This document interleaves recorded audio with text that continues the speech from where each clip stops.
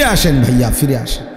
নিজের হায়াত আপনার হিসাব আপনার কাছে, আপনার হিসাব আপনার কাছে, আপনার হিসাব আপনার কাছে। যুবক ভাইয়া, বন্ধু নষ্ট হইও না বন্ধু, কেউ কাউরে মনে রাখে না রে দোস্ত।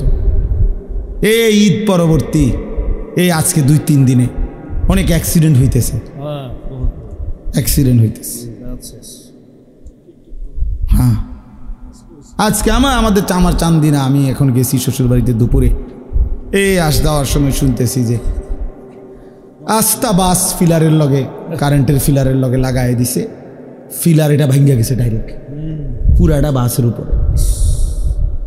প্রায় 20 জনের মতো, এর মধ্যে 3 জন জায়গাতে মারা গেছে, বাকিটা একেবারে হাত পা ভেঙে গেছে। দোস্ত, রং তামাশের এই দুনিয়া, তুম করে আমি হাত জোর করে বলি, তোমরা যারা মোটর সাইকেল চালাও, প্রিয় ভাই আমার, এই পাগলা ঘোড়া চালাইও না তোমরা। এরকম চালাও তো ঠিক আছে, তোমার প্রয়োজন, কিন্তু তুমি এমন করো কেন? এইটারে লইয়া এরকম এরকম দৌড়াও কেন? কে দেখে তোমার এটা? আর মানুষ বুঝি তুমি এত জোরে চালাইলা, হাত পাও ভাঙ্গা লাইলা, মানুষের তোমারে বলবে সাবাস বেটা, তুই বেটা বদর যুদ্ধের সৈনিক বেটা, শাহজালালের হাতিয়ার তুই বেটা, তুই শাহজালালের সৈনিক, তুই যে সুন্দর মোটর সাইকেল চালাইছ বেটা, এই তো শাহজালালের সৈনিক। হ্যাঁ, যে বদর যুদ্ধের হাতিয়ার, গর্জি উঠুক আরেকবার, যে বদর যুদ্ধের হাতিয়ার, এটা শাহজালালের সৈনিকের। আজ তোমরা নওজোয়ান একটা চুলের ফ্যাশনের উপরে মজা পাইয়া গেলা, একটা মোটর সাইকেলের উপরে খুব তৃপ্তি হয়ে গেলা তোমরা, অথচ মুসলমানের রক্তে তোমাদের জিন্দেগি। আহা, এই ছেলেরা তোমরা কি করছো আমি বুঝি না বাপ। কেমনে পারলা এমন সুন্দর একটা জীবন মোবাইল দেখে দেখে শেষ করে দিতে? আল্লাহর জন্য জীবন দিবা কখন? মুসলমানের জন্য চোখের পানি ঝরবে না কখনো? ফিলিস্তিনি মায়ের আহাজারি তুমি শুনবা না কোনোদিন? মজলুমানের আহাজারি পৌঁছবে না কোনোদিন তোমার কানে? এই জন্য ভাইয়া গুনাহ ছেড়ে দাও, তওবা করো বাপ। এই ঈদের দিন থেকে নিয়ে পর্যন্ত যারা গুনাহ এবং নাফরমানি আর অশ্লীলতার বেহায়াপনা, মোবাইলে হোক আর বাস্তবিকে হোক, যেমনেই হোক আল্লাহর নাফরমানিতে কাটাইলা, দয়া করে দোস্ত নিজের উপরে রহম করো, মাফ চাও, তওবা করো। ভুল হয়েছে, এটা ভুল হয়েছে, এটা ভুল করেছ, এটা উচিত হয় নাই। আল্লাহকে এভাবে নারাজ করিলে একদিন মৃত্যু হবেই, সেদিন কিন্তু কবরে কষ্ট হবে। আর অব্যাহত গুনার কারণে বয়স্ক বাবা আপনাদেরকে বলি, খোদার কসম বাপ, যেই সমাজে অশ্লীলতা বেহায়াপনা বেড়ে যায়, সেই সমাজে নিজেদের ঘরের কন্যা, নিজেদের ঘরের বোন, তাদের ইজ্জতের নিরাপত্তাও কমে যায়। যেই সমাজে মদ বেড়ে যায়, নেশা বেড়ে যায়, জুয়া বেড়ে যায়, সেই সমাজের মেয়েদের চারিত্রিক পবিত্রতাও কমে যায়, কমে যায়। কোনো না কোনো ফান্দে, কোনো না কোনো অসতের খপ্পরে পড়ে যায়, কোনো না কোনো চরিত্রহীন লম্পট যুবকের খপ্পরে পড়ে যায়। একদিন চরিত্র আখলাক সব নষ্ট করে আখিরাতও বরবাদ হয়, দুনিয়াও বরবাদ হয়। এজন্য নিজেদের পরিবারের পবিত্রতার জন্য একজন আরেকজনের চেষ্টা করা উচিত। যার যেদূর সাধ্য আছে এতটুকুর ভিতরে হলেও একজন আরেকজনকে, নিজের কন্যা, নিজের ছেলে, নিজের মেয়ে, অথবা যার যেটুকু সামর্থ্য আছে, এটুকুর আলোকে একে অপরকে গুনাহ থেকে ফিরাবার জন্য চেষ্টা করা উচিত। সবাই হাত পাও ছেড়ে দিলে আসমানের ফেরেশতা এসে ঠিক করবে না। আমাদেরটা আমরাই চেষ্টা করতে হবে, আমাদেরটা আমরাই চেষ্টা করতে হবে। আল্লাহ আমাদেরকে তৌফিক দেন। ঠিক কখন অন্তরের মধ্যে আল্লাহর ভয় আসে, সেটা মহান আল্লাহ পাকের ফয়সালা, আল্লাহর ফয়সালা। কেউ এক কথায় বদলে যায়, কেউ 1000 কথায় বদলে যায়, কেউ 1000 বছরও বদলায় না, বদলায় না। এই জন্য আমি অনুরোধ করতেছি, তোমরা প্রিয় ভাই, সন্তান, নওজোয়ান সবাই আল্লাহর কথা মনোযোগ দিয়ে শোনো। সব সময় ভাইয়া আল্লাহর কথা দিল দিয়ে শুনবা।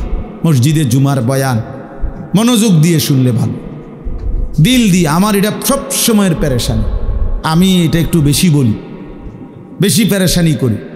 কম হোক, যেই কোনো যুবক, মুসলমানের ইমান মরে না। যারে আল্লাহ তাআলা ইমানের দৌলত দিছেন, এটা চিরতরে নিঃশেষ হয় না। লা তাবদীলা লিখালকিল্লাহ, আল্লাহ তাআলা বলেন আমি আমার সৃষ্টির মধ্যে কোনো পরিবর্তন হবে না। তো এই জন্য আল্লাহ তাআলা নবীজি যে বলছেন প্রত্যেককে আল্লাহ তাআলা, এই কথাটা বোঝো। ভাই তোমরা বসবা নি, ভাই বউ, তোমরা বউ, ভাই তোমরা তোমাদের কি বাইরে গিয়ে হাসো, তাইলে হাসার বাকি থাকলে বাইরে হাসো গিয়া। তোমার হুজুর সাহেব তাইও না, ওয়াজ শুনতে চাও, ধৈর্য সহকারে সুন্দর করে বসো বাবা। হ্যাঁ, তো বলতেছি কথাটা খেয়াল করেন। রাসূলুল্লাহ সাল্লাল্লাহু আলাইহি ওয়াসাল্লাম বলেন সৃষ্টিগতভাবে একেবারে মায়ের পেট থেকে সন্তান যখন বের হয়, তো আল্লাহর নবী বলেন আল্লাহ তাআলা প্রত্যেককে জন্মলগ্নেই সৃষ্টিগতভাবেই ইসলাম মানার স্বভাবজাত যোগ্যতা দিয়েই পৃথিবীতে ভূমিষ্ঠ করে। তার এই শরীরের অস্তিত্বের ভিতরে, দেহের মধ্যে আল্লাহকে মানার পূর্ণ যোগ্যতা দিয়েই আল্লাহ তাকে পাঠায়। কুল্লু মাউলুদিন ইউলাদু আলাল ফিতরা, ফিতরাত স্বভাবজাত, সৃষ্টিগতভাবে মানুষের চামড়ায় গরম লাগলে গরম অনুভূত হয়, ঠান্ডা লাগলে ঠান্ডা অনুভূত হয়। এটা কোনো বেটা কিনে আনছে না কোনো কিছু, এটা আল্লাহ তাআলাই তার শরীরের চামড়াটা এভাবে তৈরি করছে, এটা তার একটা স্বভাবজাত যোগ্যতা। ঠিক আল্লাহকে মানার যোগ্যতা আল্লাহ তাআলা বান্দার মধ্যে তাকে মায়ের পেট থেকে বের করার সময়ই সৃষ্টিগতভাবেই দিয়ে দিছেন। ফিতরাতাল্লাহিল্লাতী ফাতারান নাসা আলাইহা, কোরআনুল কারীমে আল্লাহ বলেন আল্লাহ তাআলা মানুষকে ফিতরাত দিয়ে, মানে আল্লাহকে মানার যোগ্যতা দিয়েই সৃষ্টি করেছেন। এরপরে আমি যে কথাটা বলতে চাচ্ছি, লা তাবদীলা লিখালকিল্লাহ যালিকাদ দীনুল কাইয়্যিম, আল্লাহ বলেন এই সৃষ্টিগত এই যোগ্যতাটা কখনোই পরিবর্তন হবে না। অর্থাৎ 90 বছর কোনো ব্যক্তি আল্লাহর নাফরমানি করছে, মনে করেন 90 বছরে কোনো দিন একটা সেজদা দেয় নাই, এরপরেও 90 বছর পরেও যদি কোনো দিন ভুল বুঝতে পারে, আজকে যদি দিতে চায় সেজদা, খোদার কসম আল্লাহ আজকেও যোগ্যতা দিবে তাকে। এইটা হলো মানে সৃষ্টিগত এই যোগ্যতা কখনোই কি হয় না, মুছে যায় না। যা বেটা তুই আজকে 90 বছর জন সেজদা দেস না, তাহলে আর 90 বছর পরে চাইলেও আর কোমর বাঁকা হবে না, চাইলেও আর কপাল মাটির দিকে যাবে না, এমন হয় না। না, আল্লাহ বলছে ঠিক আছে বান্দা, 90 বছর পরেই আসছো, আচ্ছা আসো, আজই আসো, আজই আসো, আসো বান্দা। আজ 90 বছর পরে সব হারাইয়া শরীরের ক্ষমতা, যৌবনের ক্ষমতা, এখন আর আগের টাকার জোর নাই, মহল্লায় আগের মতো দাপট নাই, মানুষের কাছে আগের মতো ক্ষমতা নাই, বিবি বাচ্চার কাছেও আগের মতো কদর নাই, বুড়া হয়ে গেছে, সবার কাছেই এখন না কদর। ছেলেরাও বিরক্ত, বাবা বারবার বেশি ভেজাল করে, স্ত্রীও বিরক্ত, বুড়া বেড়া বেশি ফ্যান করে, গ্রামবাসীও মূল্যায়ন দেয় না, টাকা নাই, ক্ষমতা নাই, শরীর নাই, সব দিক থেকে মায়ুস, নিরাশ হয়ে আল্লাহ তাআলা বলছে বন্ধু, সারা পৃথিবী থেকেও যদি শূন্য হয়ে আমার বান্দা 90 বছরে কোনো দিন সেজদা দেয় নাই, বন্দিগি করে নাই, তবুও যদি আমার কাছে সে কোনো একদিন রাত গভীরে আসে আর এক ফোঁটা চোখের পানি ফেলে মাফ চায়, আমি আপনার কাছে ওয়াদা দিলাম আমি ওরেও মাফ করে দেব। मायूस ना हो अहले ज़मीं, अपनी ख़ताओं से तकदीर बदल जाती है मुद्तर की दुआओं से। बुजुर्गाने दीन बोले निजेर गुनाहेर उपरे যত বেশি হোক আল্লাহর রহমত থেকে বান্দা নিরাশ হও না, মায়ুস না হো, হতাশ হও না। এক অসহায় যখন অক্ষম হয়েও আল্লাহর কাছে হাত তুলে, আল্লাহ তাআলা তার তাকদীর বদলায় দেয়, আল্লাহ তাআলা সিদ্ধান্ত বদলায় দেয়। যা ভেবেছিলাম 90 বছর নাফরমানির পরেও ভেবে তো ছিলাম তোরে জাহান্নাম দেব, কিন্তু আজ এক রাতের চোখের পানিতে সিদ্ধান্ত বদলে দিলাম, জান্নাত দিলাম। আল্লাহু আকবার, সুবহানাল্লাহ। ফাউলাইকা ইউবাদদিলুল্লাহু সাইয়্যাতিহিম হাসানাত, আল্লাহ তাআলা বলেন আমি সমস্ত গুনাহ বদলে নেকিতে পূর্ণ করে দেব। ইল্লা মান তাবা ওয়া আমানা ওয়া আমিলা আমালান সালিহান, শর্ত হলো তওবা করতে হবে, শর্ত হলো আমার এই পুরা মেনে নিতে হবে, শর্ত হলো নতুন করে যে কয়দিন হায়াত আছে নেক আমল শুরু করে দিতাম। শুরু করো, ঠিক আছে। বলে আমি আর বাঁচবই কোথায়? আপনি যে কয়দিনে বাঁচেন, যে কয় ঘন্টা বাঁচেন, আপনি সমস্যা কি? আপনি কয়দিন বাঁচবেন মানে? এই জন্য এটা উচিত, এটা জরুরি বিষয়। তাইলে আমার বলার উদ্দেশ্য কি ছিল? যে সৃষ্টিগত যোগ্যতা, আল্লাহকে মানার, আল্লাহর সেজদা করার, আল্লাহর হুকুম মানার, এইটা কখনোই কি হয় না, ছুটে যায়। এটা আল্লাহ তাআলা বান্দার থেকে সরায় না। যা, তুই যেহেতু আজকে 20 বছর সেজদা দাও না, তাহলে এখন আর কোমর ভাঙবে না, হাঁটু ভাঙবে না, যা এটা হাঁটু স্টিল করে দিলাম না, এমন হবে না, এমন হবে না। কিন্তু হাসরের ময়দানে এটা করে দিবে। হাসরের ময়দানে এর ব্যতিক্রম। দুনিয়াতে যে কোনো দিন যদি বান্দা চায় আজই সেজদা দিব, আল্লাহ বলে ঠিক আছে, এখনই যোগ্যতা দিলাম, দাও, এখন সেজদা দাও, এখন মাফ, এখন তওবা করো, এখন মাফ, এখন গুনাহ ছেড়ে দাও, এখন মাফ, এখনই বন্দিগি শুরু করো, এখনই মাফ। ইন আতাইতানি লাইলান আতাইতুকা লাইলান, আল্লাহ বলে বান্দা গুনাহ নিয়ে যদি রাত গভীরে আসো, আমি মাগফিরাত নিয়ে রাতেই আসো। বলে না, আমি এখন রাত 2টা বাজে, আমি এত রাত্রে মাফ করবো না, কালকে দিনে আইসো, দুপুর 12টা বাজে, না না না, আল্লাহ বলে 1 সেকেন্ড দেরি করবো না বান্দা, তুমি আসবা যখন, আমি আসবো তখন। ওয়া ইন আতাইতানি নাহারান আতাইতুকা নাহারা, তুমি যদি দিনে আসো গুনাহ নিয়ে, তো আমি মাগফিরাত নিয়ে দিনেই আসবো, দিনেই আসবো। কুম ইলাইয়া আমশি ইলাইক, আল্লাহ বলে বান্দা তুমি আমার জন্য দাঁড়াও, আমি তোমার জন্য হাঁটবো। আমশি ইলাইয়া উহারবিলু ইলাইকা, তুমি আমার জন্য হাঁটো, আমি তোমার জন্য দৌড়বো। তুমি আসবে যে গতিতে, আমি তার চাইতে আসবো ভীষণ গতিতে, এর চাইতে বেশি গতিতে আসবো আমি। তুমি রওনা দাও, 1 কদম ফেলো আমার দিকে, গুনাহ ছেড়ে দাও। তো দুনিয়াতে আল্লাহ তাআলা যোগ্যতা নষ্ট করে না। লা তাবদীলা লিখালকিল্লাহ যালিকা দ্বীনুল কাইয়্যিম, আল্লাহ বলে এটা আমার অকাট্য দিন, অকাট্য বিধান, অকাট্য সিদ্ধান্ত, যে আমি কোনোদিনও আমার বান্দাকে, আমাকে যে মানার যোগ্যতা দিছি, এই যোগ্যতা আমি নষ্ট করি না।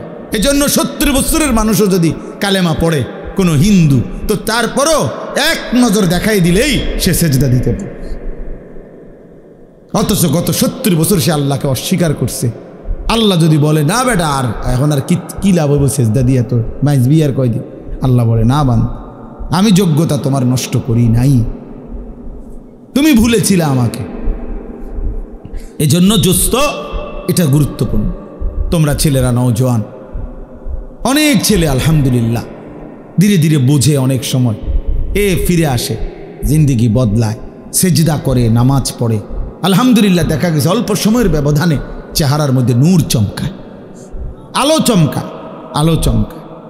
তাহলে বললাম দুনিয়াতে আল্লাহ তাআলা সৃষ্টিগত আল্লাহকে মানার যোগ্যতা দিয়েই মায়ের পেট থেকে বানায়, জন্ম দেয়, পৃথিবীতে পাঠায়, আর মৃত্যু পর্যন্ত, জান কবজের আগ পর্যন্ত আল্লাহ তাআলা এই যোগ্যতা কি করে না, কথা বলেন না, পরিবর্তন করে না, এটাকে শেষ করে দেয় না, এই যোগ্যতাকে নষ্ট করে না, এটা থেকেই যায়, থেকেই যায়।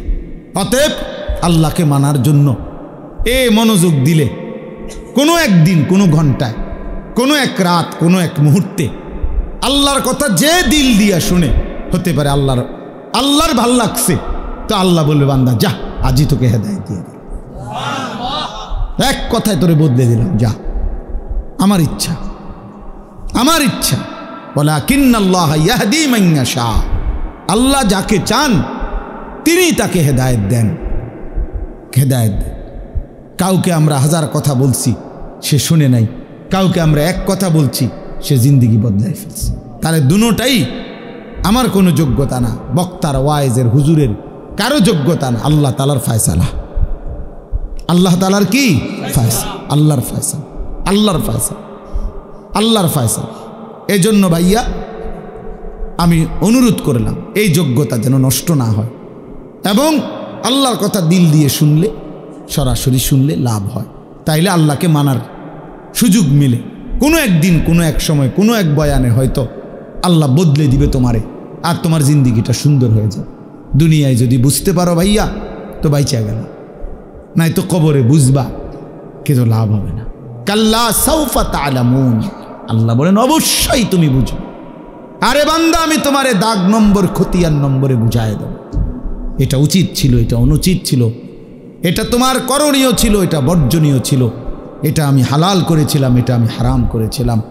আল্লাহ বলেন আমি ফিল কবরে, কবরের মধ্যে আমি তোমারে বুঝায় দেব বান্দা, বুঝায় দেব, আখিরাতে বুঝায় দেব। সুম্মা কাল্লা সাউফা তা'লামুনা, তাফসীর আছে ফিল আখিরা, আখিরাতে আবার বুঝাবো। তো এই কথাটা বলতেছিলাম, আখিরাতে প্রত্যেকেই চাইবে সেজদা দিতে। আল্লাহর ফেরেশতা বলবে হে নাফরমান বান্দা, তোমার এতগুলো সেজদা ছুটে গেছে, আজ দাও, এখন দাও। ওয়ায়ুদআউনা ইলাস সুজুদ, এই যে পরিষ্কার কোরআনের আয়াত, ইয়াউমা ইউকশাফু আন সাকিন ওয়ায়ুদআউনা ইলাস সুজুদ, ওয়ায়ুদআউনা ইলাস সুজুদ, আল্লাহর ফেরেশতারা ডাক দিবে ইলাস সুজুদে, সেজদার দিকে।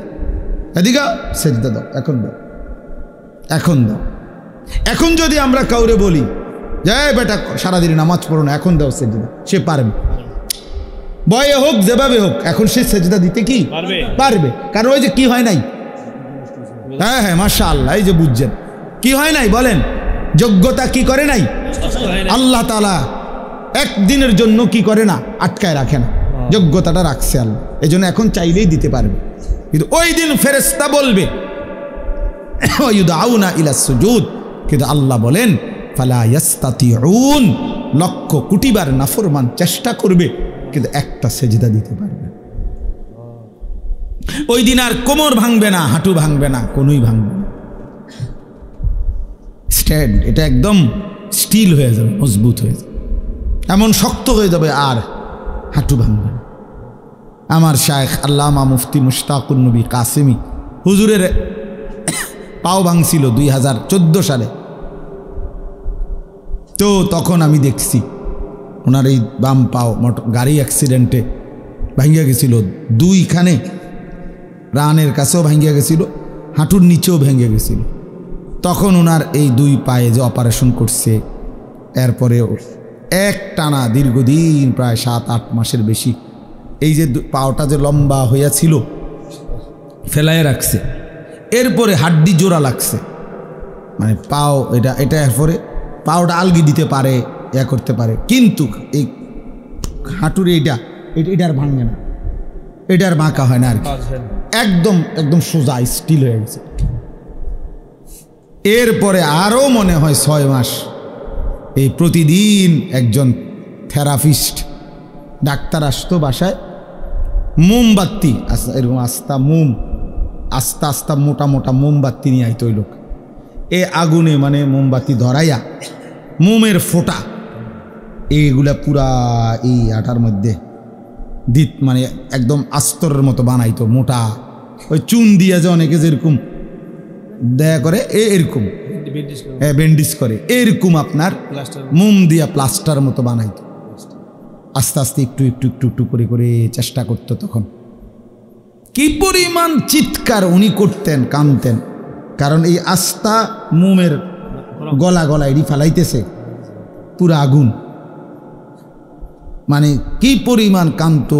আমরা তখন দেখতাম, সে বসে থাকতাম, কান্না কারে কয়, কষ্ট কারে কয়, এই শুধু এটা বাঁকা করার জন্য, এটা বাঁকা হয় না। কতদিন পরে ধীরে ধীরে ধীরে ধীরে ধীরে ধীরে ধীরে একটু একটু করে করে এই হাঁটুটা বাঁকা হয়েছে, স্বাভাবিক হয়েছে। তাইলে ভাইয়া এই জন্য আল্লাহ তাআলা কোরআনুল কারীমের মধ্যে বলছেন যে বান্দা আজকে তো হাঁটু ভাঙ্গে, কোমর ভাঙ্গে, কোনুই ভাঙ্গে, কিন্তু সেদিন হাসরের ময়দানে এই 3 যোগ্যতা তুলে নেব। আজ যোগ্যতা আমি মৃত্যু পর্যন্ত সরাবো না, ওয়াদা দিলাম, লা তাবদীলা লিখালকিল্লাহ। আজকে আমার এই সৃষ্টিগত যোগ্যতার পরিবর্তন হবে না। যেদিনই মন চায় সেজদা দিতে আমি সেদিনই যোগ্যতা দেব, কিন্তু যেদিন মৃত্যুবরণ করবা মনে রাখো আর হাসরের ময়দানে কবরে লক্ষ কোটিবার চেষ্টা করিলেও আর সেজদা দিতে পারবে, আর সেজদা দিতে পারবে না। আর পারবা না। আমি আজকেও বলছি ওই বয়ানে ছেলেদেরকে যে বাবা ঠিক আছে, দেখো একদিন মোবাইলটা নিয়েই রাখো, দেখো একদিন মনে রাখো, আজ তো মাঝে মাঝে কেউ বাধা দেয়, কবরের সাথে করে এই মোবাইল নিও, কেউ তোমারে আর বাধা দিবে না। ইসরাফিলের ফু পর্যন্ত তুমি বইয়া বইয়া শুইয়া শুইয়া কবরে মোবাইল চালাইও, দেখো তোমার মন মতো যা ইচ্ছা তুমি চালাইতে পারবা, কারণ সেদিন আর তোমারে বাধা দিবে কে? সেদিন তো সবাই মাটির উপরে, তুমিই না শুধু মাটির নিচে। তার মানে অর্থ কি? অর্থ হইল সেদিন আর এক সেকেন্ডের জন্য সুযোগ নাই, হবে না। না গুনাহ করার যোগ্যতা থাকবে, না ইবাদত করার যোগ্যতা থাকবে। উভয় যোগ্যতা, টোটালি যোগ্যতা আল্লাহ সরাই দিছে, টোটাল। না আর মিথ্যা বলতে পারে, না আর সত্য বলতে পারে, নাও আল্লাহর আদেশ পালন করতে পারবে, না হুক নাফরমানি করতে পারবে, কোনোটাই বন্ধ, সব বন্ধ। ইনকাতা আনহু আমালু, সব বন্ধ, সব বন্ধ। এই জন্য দয়া করে কিশোর নৌজওয়ান প্রিয় ভাই আমার, সবার কাছে অনুরোধ, বাবারাও আপনারা যারা 70 বছর পর্যন্ত আল্লাহর নাফরমানি করতেছেন, অথচ আজও আল্লাহ তাআলা আপনাকে আপনার শরীরের স্বাভাবিকতা দিয়ে রাখছে, দয়া করে নিজের উপরে রহম করেন। আর কতদিন মালিককে নারাজ করবেন? আর কতদিন আল্লাহকে নারাজ করবেন? আর কতদিন মিথ্যা বলবেন? আর কতদিন সুদ খাবেন? আর কতদিন মিথ্যা বলবেন? আর কতদিন ওজনে কম দিবেন? 70 বছর বয়স, আর কত নারী দেখবেন, ছবি দেখবেন, নাটক দেখবেন, সিনেমা দেখবেন। আহা, জিন্দেগি শেষ করে দিছে। বয়স্ক মানুষ, জীবন শেষ এই মোবাইল দেখতে দেখতে, অথবা নাটক, সিনেমা, টেলিভিশন, চা দোকানের আড্ডা, বিড়ি, সিগারেট। আহা, এমন সুন্দর হায়াত, বিড়ি খাইতে খাইতে শেষ। চিন্তা করছেন জীবনটা, এমন সুন্দর একটা জীবন আল্লাহ দিছে, এবার এটারে চা দোকানে গল্প করতে করতে শেষ করে দিছে। হায় হায়, আমি যদি ওনার কুদ্দুর সময় আমি পাইতাম, আমার কি যে ফায়দা, তার দুটা মাহফিল দিতে পারলাম। হানিফ বেড়ে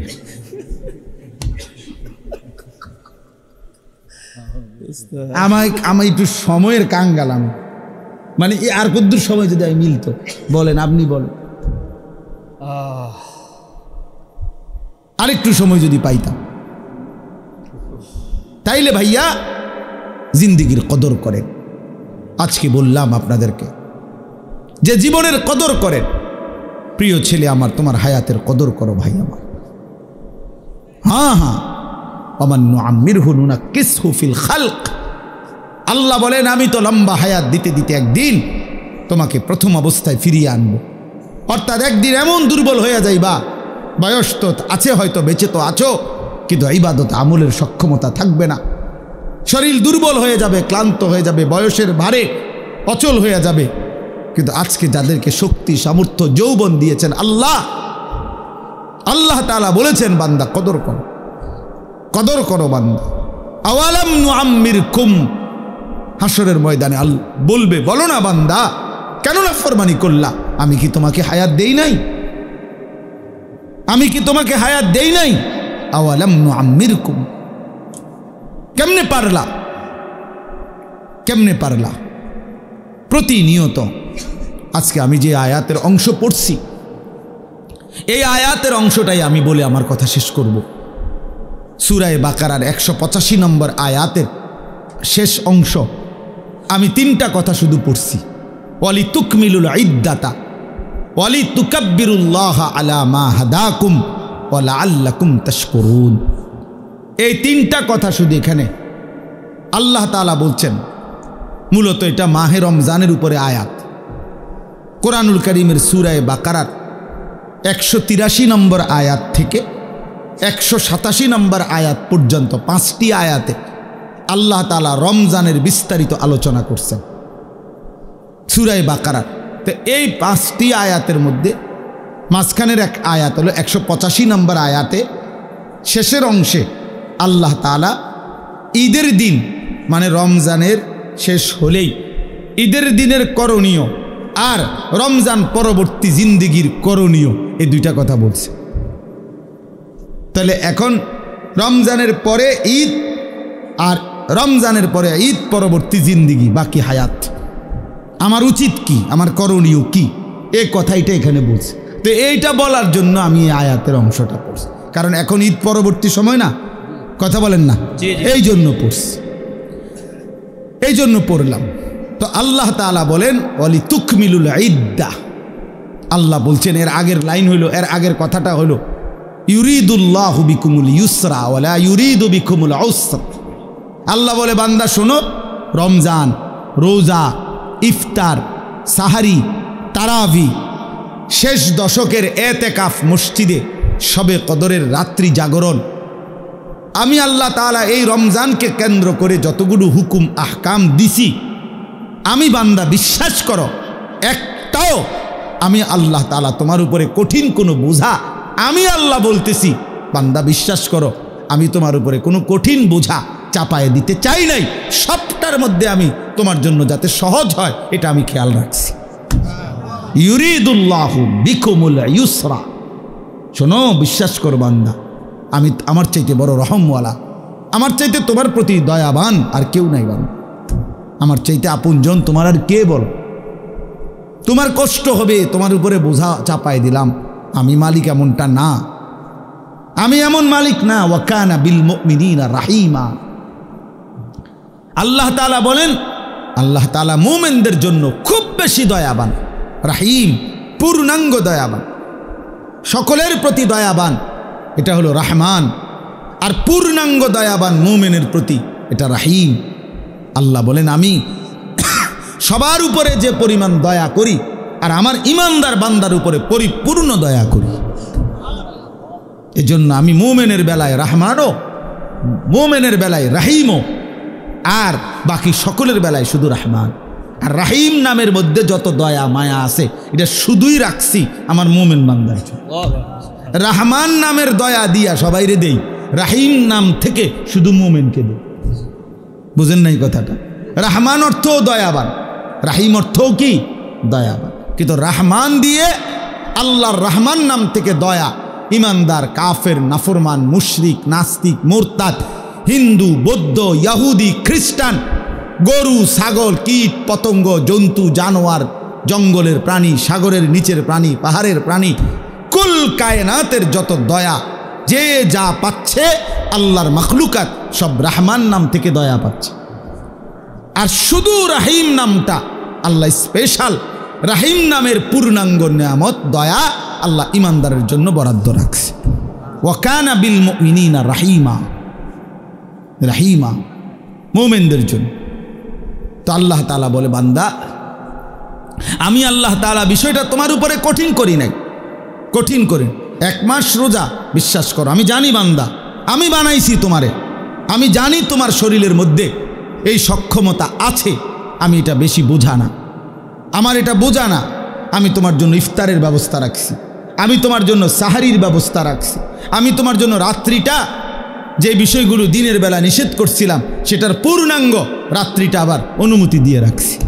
সন্ধ্যা থেকে সুবহে সাদিক পর্যন্ত আমি আল্লাহ তাআলা খাদ্য, পানীয়, স্ত্রী মিলন সবটারই অনুমতি দিয়ে রাখছি। দিনের বেলার একটা নির্দিষ্ট সময় 12 ঘন্টা, 14 ঘন্টা, 15 ঘন্টা আমি আল্লাহ তাআলা এটা নিষেধ করছি, এটা তোমার উপরে কঠিন না। ইফতার কঠিন কোনো বিষয় না, সাহারি কঠিন বিষয় না, 20 রাকাত তারাবি এটা কঠিন নয় বান্দা।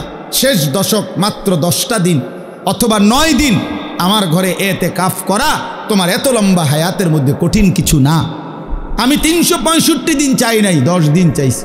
365 দিনে 55 দিন, 355 দিন তোমারে দিয়ে দিছি। আমি আল্লাহ তাআলা মাত্র 10 দিন আমার ঘরে চাইছিলাম, তো তাও তোমার জন্য চাইছি, তোমার জন্য চাইছি। 10 দিন পরে যেদিন আমার ঘর থেকে বের করব সেদিন তোমারে ধুয়ে মুছে পাক সাফ করে বের করে দেব, সাফ করে বের করে দেব। তাহলে এই জন্য আল্লাহ তাআলা বলেন বান্দা একটা হুকুম রমজানে আমি তোমার উপরে কঠিন করিনি। ইফতার, সাহারি, তারাবি, রোজা, নামাজ, এতেকাফ, শবে কদর কোনোটাই কঠিন কিচ্ছু না, কোনোটাই চাউলের বস্তা, সিমেন্টের বস্তা কাঁধে লওয়া না, এটা কোনো 10 শতক মাটি কাটা না, এটা কোনো একটা পাহাড়ের মাটি কাটা না, কিছুই না, বরং তোমার শরীর স্বাস্থ্যর সাথে সংগতিপূর্ণ। আবার সুযোগও দিয়ে রাখছি, যদি প্রচণ্ড অসুস্থ হয় ছেড়ে দেওয়ার অনুমতি আছে, লম্বা পথের মুসাফির হয় ছেড়ে দেওয়ার অনুমতি আছে। এরপরে এমন অক্ষম দুর্বল যে রোজা রাখার সামর্থ্যই নাই ছেড়ে দেওয়ার অনুমতি আছে। ওয়ালাল্লাযীনা ইউতীকুনাহু ফিদিয়াতুন তুআমু মিসকিন কুম মারিদান আও আলা সাফারিন ফাইদ্দাতুম মিন আইয়ামিন উখার, অসুস্থ হলে মুসাফির হলে ছেড়ে দেওয়ার অনুমতি আছে। তাইলে আমি আল্লাহ তাআলা সুযোগ সুবিধা সব কিছু ঠিক করে দিয়েই তোমার উপরে রমজান দিলাম, কঠিন কিছু দেই নাই, তোমার প্রতি কঠিন করতে আমি চাই না। এখন তোমার কাছে আমার কথা, এই কথাটা শুনেন শুধু। আল্লাহ তাআলা এবার বলেন, যেহেতু আমি আল্লাহই দিয়েছি, আমি বলছি যে তোমার উপরে এটা কঠিন হবে না, বিষয়টা সহজ, রমজান পালন করা, সবগুলো ইবাদত পালন করা। অতএব তোমাদের কাছে আমি আল্লাহর আদেশ, 1 নাম্বার ওয়ালিতুকমিলুল ইদ্দাহ, তোমরা পুরা রমজান মাসটা পূর্ণ করো, পূর্ণ করো, সবটা ইবাদত তোমরা পূর্ণভাবে করো। রোজা পুরা মাস রাখো, তারাবি পুরা মাস পড়ো, ইফতার পুরা মাস ঠিকমতো আদায় করো, সাহারি পুরা মাস আদায় করো, শেষ দশক এতেকাফ করতে থাকো। সবে কদর বেজর রাত্রিগুলো 21, 23, 25, 27, 29 আমার রাসূলের মাধ্যমে বলে দিয়েছি। শেষ দশকের বেজর রাত্রিগুলোতে সবে কদরের জন্য জেগে থাকো, দোয়া কান্নাকাটি করো। আল্লাহ বলেন, জিকির তেলাওয়াতের কথা বলছি, এ যেটা যেমনে বলছি রমজানে এটা পূর্ণ করো, পূর্ণ করো, পূর্ণ করো, পূর্ণ করো। তাহলে আল্লাহ তাআলা চেয়েছেন যে বান্দা এই পূর্ণ ইবাদত আমি তোমার কাছে চাই, সংখ্যাটা পূর্ণ করো, তুমি রমজানটা পূর্ণ করো। তাহলে আপনারা ইনসাফের সাথে আগে বলেন, এখানে আমরা যারা বসছি, প্রিয় ভাই নওজোয়ান বাবারা, যারা রমজানের প্রথম দিকে তারাবি পড়লেন 10 দিন, 5 দিন, 1 সপ্তাহ, 15 দিন, এরপরে শেষের 15 দিন, 20 দিন যারা তারাবি পড়লেন না, এরকম অসংখ্য মসজিদ, যেই মসজিদে প্রথম সপ্তাহখানিক যে পরিমাণ মসজিদে তারাবির সময় ছিল, সপ্তাহ 10 দিন পরে রমজানের শেষ পর্যন্ত বাকিটা সময় ওই পরিমাণ ছিল চাচা? তাইলে আমার ভাই এইখানে এরকম এই আচরণের যাদের দ্বারা এটা হলো, তুমি ভাই ইনসাফের সাথে বলো, প্রথম দিকে তুমি কেন আইলা আর 10 দিন পরে কেন ছেড়ে দিন? কার ভালোবাসায় তারাবি পড়তে আসলা আর কার লগে রাগ কইরা ছেড়ে দিলা? ইনসাফের কথা, বিবেক কি বলে বলেন, ইনসাফের কথা বলেন। প্রথম দিকে পড়লেন কি জন্য, কয়দিন পরে ছেড়ে দিলেন কি জন্য? ছেড়ে দিলেন কি জন্য? হ্যাঁ, অতএব এটা খেয়াল করেন। আল্লাহ নবী সাল্লাল্লাহু আলাইহি ওয়াসাল্লাম শবে কদরের সন্ধান আমাদেরকে দিয়েছেন আল্লাহর পক্ষ থেকে। কে? নবীজি। কথা বলেন না, কে সন্ধানটা দিয়েছেন? এটা আমগরে জানাইছে কে? আল্লাহর পক্ষ থেকে নবী সাল্লাল্লাহু আলাইহি সাল্লাম জানাইছে কিনা? তো তিনি স্পষ্ট বললেন যে শেষ দশকের বেজর রাত্রিগুলো সবে কদর তালাশ করো, 21, 23, 25, 27, 29। তাহলে আমনে শুধু কেবল 27তম রাত্রিটাই জাগলেন, সবে কদরের জন্য যাই বন্দিগি ইবাদত দোয়া কান্নাকাটি করলেন তা শুধুই 27 রাত্রিতে করলেন। তো 23 রাত্রি, 25তম বেজর রাত্রি, 29তম বেজর রাত্রি, 21তম বেজর রাত্রি, এটা ছেড়ে দিলেন কেন? কথা বলেন না কেন? এটা কেন ছেড়ে দিলেন বলেন? 27 রাত্রিকে আপনি আলাদা গুরুত্ব দিয়ে আদায় করলেন, তো 29 রাত্রিকে পালন করলেন না কেন? 23তম রাত্রিতে জাগলেন না কেন? 25তম রাত্রিতে জাগলেন না কেন? আমার শায়েখ আল্লামা মুফতি মুশতাকুন নবী কাসেমি হুজুর সব সময় বলে যে 27তম বেজর রাত্রিতে সবে কদরের সম্ভাবনা যতটুকু, খোদার কসম 25তম, 23তম, 21 রাত্রি ওই পরিমাণ সম্ভাবনা, সমান সমান, সমান সমান না। 27-এ 100% আর 25-এ 23-এ 50%, নাকি আমার ভাই? তাইলে বলেন বাবারা, তার মানে আপনি বলেন আপনি কি করলেন? আপনি কি করলেন? অর্থ হইল মূল। আচ্ছা, এরপরে একজন ডাক্তার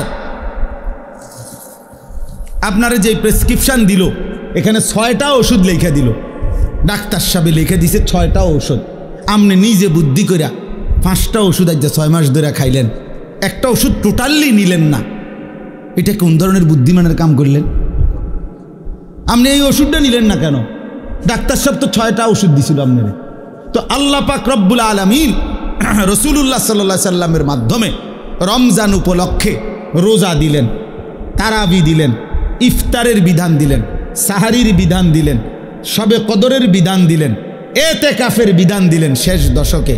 তো আমনে এনে 6টা রোজা, তারাবি, ইফতার, সাহারি, এতেকাফ, শবে কদর, কয়টা হলো? তো আপনি জি রোজাও রাখলেন, তারাবিও পড়লেন, ইফতারও করলেন, সাহারিও খাইলেন, শবে কদরকে কেন্দ্র করেও দোয়া করিলেন, তো এতেকাফ করলেন না কেন? এই ওষুধটা কেন নিলেন না? কথা বলেন না কেন? 30 বছরে কোনোদিনে এতেকাফ করলেন না কেন? 60 বছরের ভিতরে কোনোদিনে এতেকাফ করলেন না কেন? 50 বছরের ভিতরে কোনোদিনে এতেকাফ করলেন না কেন? ওলামায়ে কেরাম আপনাদেরকেও বলি, সাধারণ জনগণ আপনাদেরকেও বলি, উসিকুম ওয়া ইয়া, আমাকেও বলি, কেন ছেড়ে দিলেন? এই ওষুধটা বাদ দিলেন কেন? আল্লাহ তাআলা পুরা রমজানের মাধ্যমে আল্লাহ বলছে আল্লাকুম তাত্তাকুন। কয়টা ওষুধ দিয়ে আল্লাকুম তাত্তাকুন? 5টা। তো এটা বাদ দিলেন কেন? কাযালিকা ইউবাইয়িনুল্লাহু আয়াতিহি লিন-নাসি লাআল্লাহুম ইয়াত্তাকুন। আবারও বলছে, এই বান্দা, আমি কিন্তু পুরা বিষয়টা স্পষ্ট করে বললাম। কেন বললাম জানো? রমজানের মাধ্যমে যেন তোমরা সকলেই মুত্তাকি হইতে পারো। কথা শুরুও করছি লাআল্লাকুম তাত্তাকুন, কথা শেষও করছি লাআল্লাহুম ইয়াত্তাকুন, যেন তোমরা মুত্তাকি হইতে পারো, যেন তারা মুত্তাকি হইতে পারে। যে শুনছো তুমিও মুত্তাকি যেন হতে পারো, যে শুনে নাই অনুপস্থিত সেও যেন মুত্তাকি হইতে পারে। এজন্য একবার বলছে কুম, আরেকবার বলছে হুম, একবার বলছে তোমরা, আরেকবার বলছে তারা। তো যিনি বক্তা হয় তিনি হয় আমি। আমি বলতেছি তোমরা মুত্তাকি হও, আমি বলতেছি তারা মুত্তাকি হোক। তো আমি তো আল্লাহ, তো আর বাকি রইল তুমি এবং সে। তো তুমি আল্লাহর কথা যে সরাসরি শুনলো, সে আল্লাহর কথা যার কাছে পৌঁছলো, আল্লাহ বলেন তোমাদেরকেও মুত্তাকি বানাবো, তাদেরকেও মুত্তাকি বানাবো। শর্ত হইল পুরা প্রেসক্রিপশন ফলো করতে হবে। ওয়ালা তুবাশিরুহুন্না ওয়া আনতুম আকিফুনা ফিল মাসাজিদ। এই আকিফুনা ইতিকাফের কথা বলে এরপরে বলছে কাযালিকা ইউবাইয়িনুল্লাহ। এটা বাদ দিলেন কেন বলেন বাবা? সবার জন্য কথা এটা, কেন বাদ দিলেন? তাইলে এখন আমার বুঝ কি? আমি ছোট্ট বুঝ, আমি বুঝছি এদ্দুর। রমজানের ব্যাপারে আমাদের ফিকির হলো যে হুজুর আল্লাহ এবং তার রাসূল সাল্লাল্লাহু আলাইহি সাল্লাম কি কি দিছে ডি কোন দেন, এডি আমার দ্বারে দেন। এবার বাবুরে আমারটি আমি লইয়া আমার বুঝে যেটা ধরে এইটা আমি করবো, আমার বুঝে যেটা ধরে না এটা ছাড়িয়ে দেবো। এইটা পরে আমি একটা বাইল করবো। আপনি যিনি কইছে নবী এটি কইয়া দেন, আপনারটা আপনি কইয়া যাজ্ঞান বাবুরে আপনার হতে আপনার। এই হলো এটা। আমার বুঝে ধরছে আমি 10 দিন তারাই ফরমু, আমি 20 দিন ফরতাম না। আপনার অসুবিধা কি না? আমার অসুবিধা কিনতে পাবো, অসুবিধা আপনারা না। আমার একবার একজনে বলছিল অনেক আগে যে হুজুর আমি মোবাইল চালাইলে আপনার অসুবিধা কি? আমি না, আরে বেউকুফ, আমার অসুবিধা কি বেটা? অসুবিধা তোর বেটা, সমস্যা বেটা। তোরে ফিরাইতে চাই বলে বলছি বেটা, তোর পরিবর্তন চাই বেটা, এই আশায় বলি বেটা। তোর ভাত আমি খাই না, আমার ভাত তুই খাস না বেটা। তোর মতো ফালতু বেটা জাহান্নামে গেলে, তুই বরবাদ হয়ে গেলে আমার সমস্যা কি বেটা? এজন্য চরিত্রহীন লম্পট ছেলে মনে রাখো, তোমার মতো অপদার্থ যদি জাহান্নামী হয় তো আল্লাহ তাআলার জান্নাতে যাওয়া বান্দার অভাব পড়ে নাই। দেখো নারী, দেখো ছবি, দেখো বেটা উলঙ্গ দৃশ্য, তোর মতো ফালতুরে গণার ধরবার টাইমও তো নাই বেটা। অসুবিধা কি? কত নাফরমান আইলো গেল এই পৃথিবীতে, ইসলাম তো কিচ্ছু হয় নাই। ইসলামের উপরে পালনকারী, ইসলাম মান্যওয়ালা, আল্লাহর কসম, যেদিন নবী সাল্লাল্লাহু আলাইহি সাল্লামের জামানা থেকে আজ পর্যন্ত সর্বযুগে আল্লাহকে সেজদা দেনওয়ালা, তাহাজ্জুদ পড়া, কোরআন পড়া, আল্লাহর কোরআন হিফজ করা, আল্লাহর দ্বীন মানার লোকের কোনো যুগেই ঘাটতি হয় নাই, হবেও না ইনশাআল্লাহ। তো তোমার মতো ফালতু বেটা কামে লাগলে তোমার লাভ, তুমি বরবাদ হইলে কার কি সমস্যা? আমনের কি সমস্যা? আমার কি সমস্যা বেটা? বেউকুফ, তোর সমস্যা বেটা, তোর সমস্যা। জাহান্নামের আগুনে কষ্ট পাইবি বাপ, এই জন্য তোরে ফিরাইতে চাইছিলাম। খবরের আযাবে কষ্ট পাইবি বেটা, এই রং তামাশার ফুর্তি শেষ হয়ে যাবে, রঙিন ঘুড়ি কাইটা পড়বে একদিন।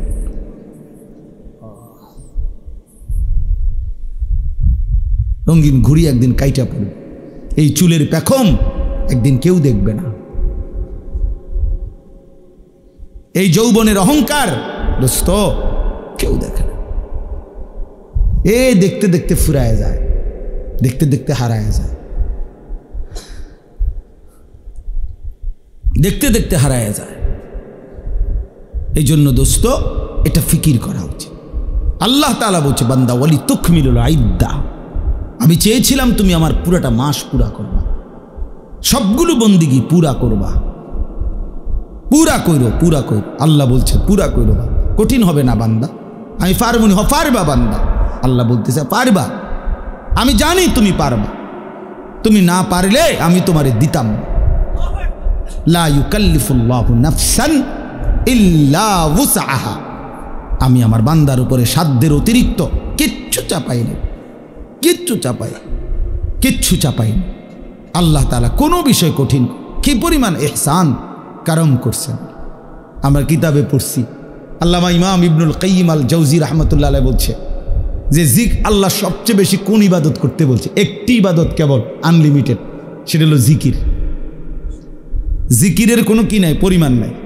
প্রতিদিন 10,000 বার জিকির করলে যথেষ্ট না এমন কথা নাই, আবার 1000 বার করলে হইছে না এমনও নাই। এই জিকির একমাত্র আনলিমিটেড, মানে হিসাব ছাড়া করতে থাকো। কাসীরা উযকুরুল্লাহ যিকরান কাসীরা। কিন্তু নামাজ এটার হিসাব আছে, রোজা এটার হিসাব আছে, যাকাত এটার হিসাব আছে, হজ এটার হিসাব আছে, ঠিক না? মানে শুরু আছে, শেষ আছে, নির্ধারিত সময়সীমা আছে, নির্ধারিত পরিমাণ আছে, নির্ধারিত পরিমাণ। ফরজ 4 রাকাত, আপনি 4.5 রাকাত পড়লেও বলুন, কথা বুঝছেন? কিন্তু জিকির একটি ইবাদত যেটা জবান দিয়া বান্দা করে, এটা পরিমাণ নির্ধারণ নাই। তো আল্লামা ইমাম ইবনুল কাইয়িম রাহমাতুল্লাহ আলাইহি বলে যে আল্লাহ তাআলা জিকিরকে হিসাব ছাড়া আনলিমিটেড বলছেন, করতে থাকো করতে থাকো, বাড়াইতে থাকো বাড়াইতে থাকো, কাসীরা কাসীরা, বাড়াও বাড়াও বাড়াও, আরো আরো আরো। তো আল্লাহ তাআলা এই জিকির করার জন্য যেই জিহ্বাটা দিছেন, যেই অঙ্গটা, এটার নাম জিহ্বা। তো এটা বানাইছেনও আল্লাহ তাআলা এমন, যেটা করতে বলছেন আনলিমিটেড, এটা করার জন্য এমন একটি অঙ্গ দিছেন, এটাই একমাত্র মানব দেহের অঙ্গ, যেটা একই সাথে লক্ষবার কোটিবারও ব্যবহার করলেও এটা কোনো অসুবিধা হয় না। কিন্তু সমপরিমাণ না, তার কাছাকাছি যদি অন্য কোনো অঙ্গ দিয়া কোনো ইবাদত বান্দা করত, সে পারত না। এই যেটা আল্লাহ যেমন দিছেন ওইটার জন্য অঙ্গটাও দিছেন কি ওই রকম। এখন মনে করেন 1000 বার আমি বললাম আপনা করে সুবহানাল্লাহ পড়েন, তবে শর্ত হইল আপনারা প্রত্যেকেই এই প্রত্যেকবারে একবার হাত উঠাইবেন, একবার হাত নামাইবেন। এটা হইল আইন। জিকির করবেন কয়বার? 1000 বার। তবে প্রত্যেকবারে কি সুবহানাল্লাহ সুবহানাল্লাহ সুবহানাল্লাহ সুবহানাল্লাহ, এমনি আমনি উড়াইয়াছেন নামাইয়াছেন, বুঝেন নাই কথাটা? 100 বারের পরে 50 বারের 60 বারের পরে আপনি হুজুর ফিসা দিয়ে ফেটেন আপনার কপালে, আপনি জিকির আপনি করেন, আপনি আমার একটা আকাম ধরাই দিচ্ছেন। আমি জিকির করবো জিব্বা দিয়ে, আপনি আমার হাতিটারে কীর্তন লাগতাম, আমি আমার দ্বারা হাত চলে না, ঠিক কি না বলেন না কেন? এই হাত কি হয়ে যাবে? অবশ্যই, মানে এটার পারতেন না, আপনি এতক্ষণ পারতেন না। অথচ বুজুর্গানে দিন 24,000 বার জিকির করতো, 12,000 জিকির করতো। ইমামে রব্বানি হযরত মাওলানা রশিদ আহমদ গাঙ্গুহি রাহমাতুল্লাহ আলাইহি শেষ বয়স, যখন চোখ দিয়া পানি পড়ে, যখন বয়স হয়ে গেছে, দুর্বল হয়ে গেছে, আল্লাহর কসম কিতাবে আছে, উনি শেষ বয়সে বলছে ওনার ভক্তদেরকে যে বাবারা, আমি তো আর আগের মতো জিকির করতে পারি না, আমার শরীর একদম দুর্বল, আমি একেবারেই দুর্বল হয়ে গেছি। তখন কোনো মুরিদ জিজ্ঞাসা করছে, হযরত এই শেষ বয়সে আপনি আল্লাহ পাকের কি পরিমাণ জিকির করেন? তো উনি বলছেন, বাবা আমি তো এখন দিন রাত মিলে সর্বোচ্চ প্রতিদিন 1 লক্ষ বারের বেশি তাসবিহ পড়তে পারি না। আল্লাহর কসম আমি কিতাবে পড়ছি।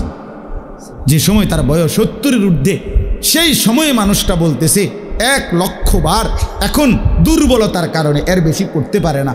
এই মানুষটা 40 বছর বয়সে কি পরিমাণ জিকির করছে। হ্যাঁ, উজানিওয়ালা এত জিকির করে কেন? চরমনাইওয়ালা এত জিকির করে কেন? বুঝেন নাই কথাটা? এর পিছনে কাহিনী আছে তো। হ্যাঁ, গাঙ্গুহি রহমতুল্লাহ সিলসিলার যারা, তারা খুব বেশি পরিমাণ জিকির করে। জিকির তাদের কলজার সাথে, শরীরের সাথে মিশে যায়, জবান চলতেই থাকে আল্লাহ পাকের জিকির। তাইলে 1,00,000 বার বাদ দেন মিয়া, 1000 বারই যদি সাথে হাত নাড়াইতে হইতো পারতেন। অথচ 1,00,000 বার যদি 1 কোটি বারও আপনি এই জিব্বা দিয়ে আল্লাহকে ডাকেন, খোদার কসম জিব্বার কোনো অসুবিধা হবে না। হ্যাঁ, এজন্য আল্লাহ তাআলা বলছেন আমি যেই অঙ্গ দিছি সেটার মধ্যে ওটা পালনের যোগ্যতাও দিছি। আমি কঠিন করি নাই বান্দা, আমি কঠিন করি না। তুমি কেন এটার মধ্যে কাটছাট করলো? আমি রমজান তোমারে তো বুঝাই দিছিলাম, আমি তো বিধানগুলো বুঝেই দিছিলাম, তুমি পারবে বলেই দিছিলাম, তুমি কাটছাট করলা কেন? তাহলে একটা বিষয় হলো, আপনারা যারা এই রমজানে ইবাদত আমলের মধ্যে ঘাটতি করলেন, আমার ভাই ইনসাফ করলেন না, ইনসাফ করলেন না। রমজানের এক এক সেকেন্ড, আল্লাহর কসম এক এক সেকেন্ড দাম, এক এক সেকেন্ড দাম, প্রতি ঘন্টা প্রতি মিনিট হীরামণি মুক্তার মতো এক এক সেকেন্ড। আমার শায়েখ আল্লামা মুফতি মুশতাকুন নবী সাহেব এতেকাফে আমরা একসাথে ছিলাম হুজুরের সাথে, আলহামদুলিল্লাহ। এইবারও আজকে সেই 2013 সাল থেকে আমি হুজুরের সাথে এতেকাফ করি, না হয়তো আজগা 13 দুগুণে 26 25, তাইলে কত বছর হইল? প্রায় 12 বছর। এই 12 বছর ধরে ওনারে দেখছি, এইবারও দেখছি।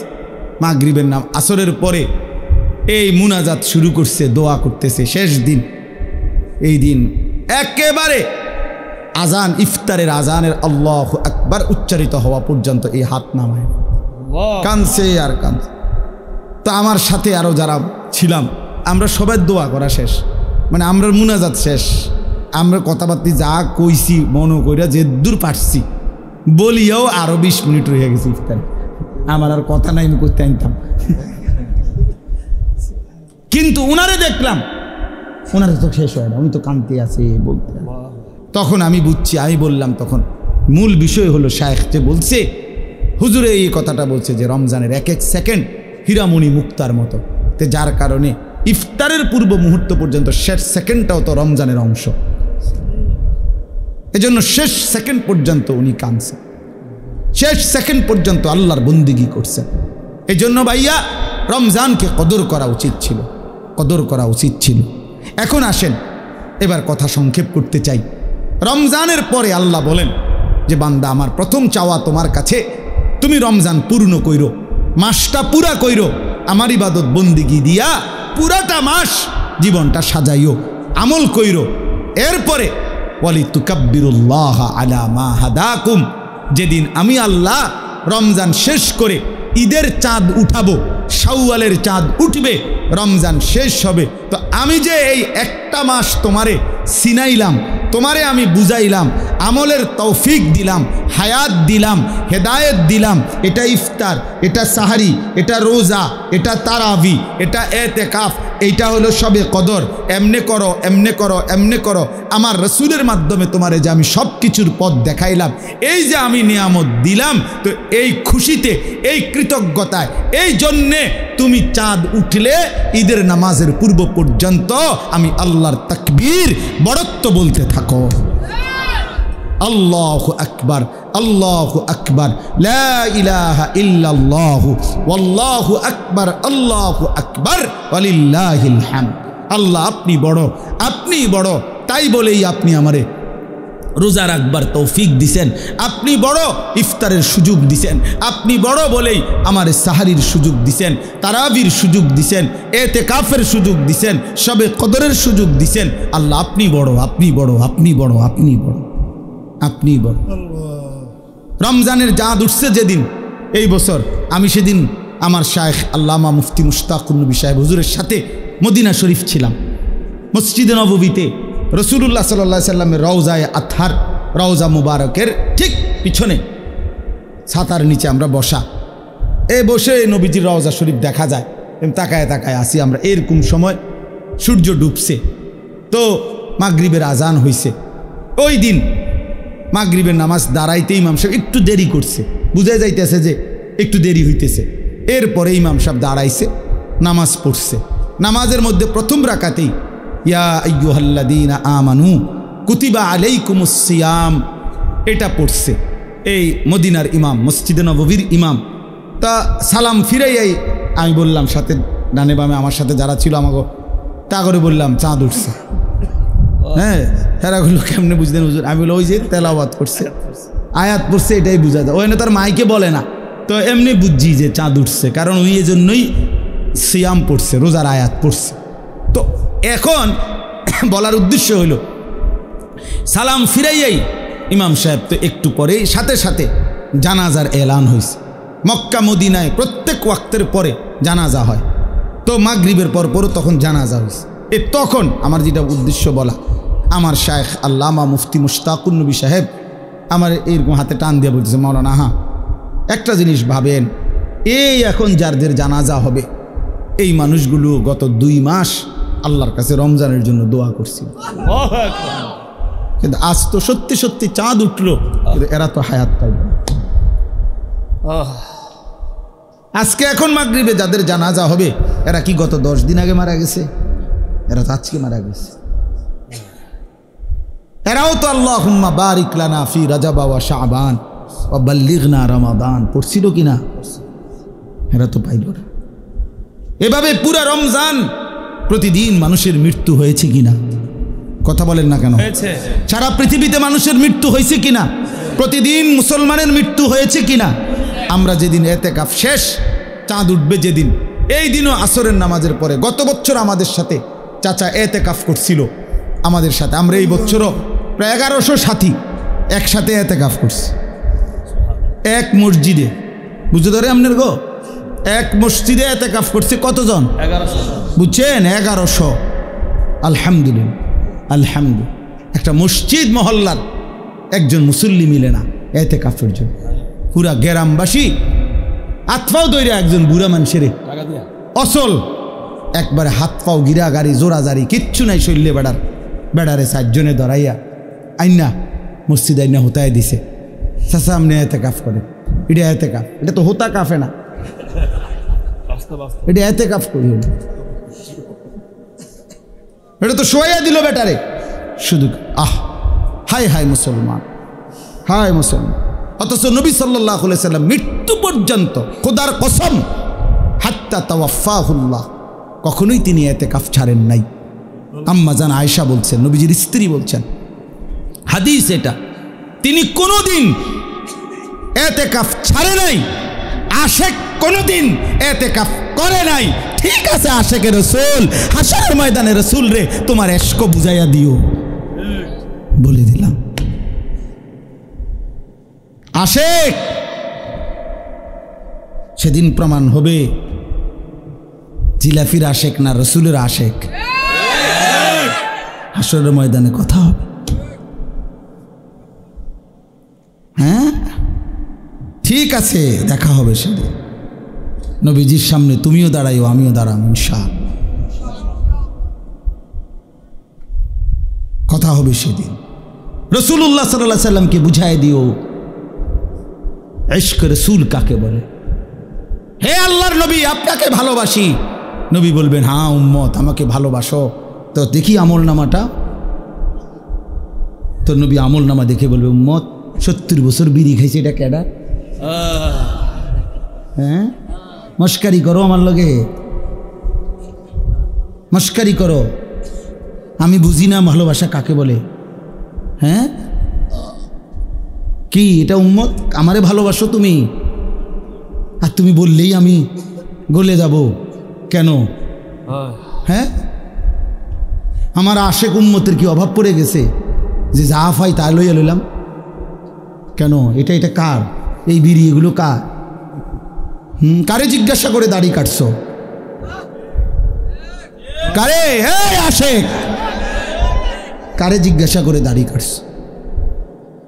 70 বছর যে তোমার ঘরে রঙিন টেলিভিশন চলছে, এটা ইশকে রসুল? 50 বছর ধরে যে ওজনে কম 2 নম্বরই 6 নম্বরই করে কামাই করছো, এটা রসুলের ভালোবাসা? ফালাও এটা, যা বেটা থেকে বেটা, সোহকান সোহকান, দূর হ বেটা। খুদার কসম এটা হাদিস, হাদিস কি নাই? অবশ্যই 100%। আরে বেটা এটা রসুলের হাদিস বেটা, নবীর হাদিস, বুখারী শরীফের হাদিস। সোহকান সোহকান, আল্লাহর নবী বল যা বেটা, নবী বলবে দূর হ বেটা থেকে বেটা, দূর হ বেটা। আমার হাউজে কাউসারের পানি এটা 15 টাকা বোতলের পানি না। আমার হাউজে কাউসারের পানি এটা 1 কাপ চা না। তুমি এটা মস্কারি মনে করছো? হ্যাঁ, তুমি আসবাই আর তোমার আমি দিয়ে দেব। বাহ বাহ বাহ বাহ বাহ। এই জন্য এটা বুঝতে হবে বন্ধু, ধোকা খাবেন না। হায়াত আমারও জায়গা, আপনারও জায়গা। ইশকে রসুল, মহব্বতের রসুল, নবী সাল্লাল্লাহু আলাইহি সাল্লামের ভালোবাসা তোমারও দরকার, আমারও দরকার, বয়স্করও দরকার, জওয়ানেরও দরকার। কিন্তু আক্ষরিক অর্থে কাগজে কলমে বুঝায় দেন, কাগজে কলমে বুঝায় দেন। হালাল হারামের পার্থক্য নাই যার মধ্যে, সে কিভাবে রসুলের আশিক? হুজুর বলেন জি না, পাক না পাকের যার মধ্যে কোনো পার্থক্যই নাই, তুমি কিভাবে নবী প্রেমিক? আরে ভাইয়া এতটা সহজ বাংলা কথা যে বুঝে না, হেতেরে কিতা করো? তোমার আর কেমনে বুঝানো এটা? এটা না বুঝার কি আছে চাচা? বলেন চাচা, এটা তো একটা বাংলা কথা, সহজ কথা। সারাটা জিন্দিগি নবীজির বিরোধিতা করে, তরিক নবীর তরিকার বিরোধিতা করে, সে রসুলের আশেক কোন যুক্তিতে হবে? কেন হবে? কেন হবে? কেন হবে? কেন হবে? আরে ভাইয়া কেন হবে? এত বড় জুলুম কেমনে করলেন? এত বড় বোকামি কেমনে করলেন? আল্লাহ আমাদেরকে বুঝ দান করে, আল্লাহ আমাদেরকে মাফ করে দেন। ফিরে আসেন ভাইয়া, ফিরে আসেন। নিজের হায়াত আপনার হিসাব আপনার কাছে, আপনার হিসাব আপনার কাছে, আপনার হিসাব আপনার কাছে। যুবক ভাইয়া, বন্ধু নষ্ট হইও না বন্ধু, কেউ কাউরে মনে রাখে না রে দোস্ত। এই ঈদ পরবর্তী এই আজকে 2-3 দিনে অনেক অ্যাক্সিডেন্ট হইতেছে, অ্যাক্সিডেন্ট হইতেছে। হ্যাঁ, আজকে আমার চান্দিনা, আমি এখন গেছি শ্বশুর বাড়িতে দুপুরে, এই আস দেওয়ার সময় শুনতেছি যে আস্তা বাস ফিলারের লগে, কারেন্টের ফিলারের লগে লাগাই দিছে, ফিলার এটা ভাঙ্গা গেছে ডাইরেক্ট পুরাটা বাসের উপরে। প্রায় 20 জনের মতো, এর মধ্যে 3 জন জায়গাতে মারা গেছে, বাকিটা একেবারে হাত পা ভাঙ্গা গেছে। দোস্ত, রং তামাশার এই দুনিয়া, তুম করে আমি হাত জোড় করে বলি, তোমরা যারা মোটর সাইকেল চালাও, প্রিয় ভাই আমার, এই পাগলা ঘোড়া চালাইও না তোমরা। এরকম চালাও তো ঠিক আছে, তোমার প্রয়োজন, কিন্তু তুমি এমন করো কেন? এইটারে লইয়া এরকম এরকম দৌড়াও কেন? কে দেখে তোমার এটা? আর মানুষ বুঝি তুমি এত জোরে চালাইলা, হাত পাও ভাঙ্গা লাইলা, মানুষের তোমারে বলবে সাবাস বেটা, তুই বেটা বদর যুদ্ধের সৈনিক বেটা, শাহজালালের হাতিয়ার তুই বেটা, তুই শাহজালালের সৈনিক, তুই যে সুন্দর মোটর সাইকেল চালাইছ বেটা, এই তো শাহজালালের সৈনিক। হ্যাঁ, রে বদর যুদ্ধের হাতিয়ার, গর্জি উঠুক আরেকবার, এটা বদর যুদ্ধের হাতিয়ার, এটা শাহজালালের সৈনিকের।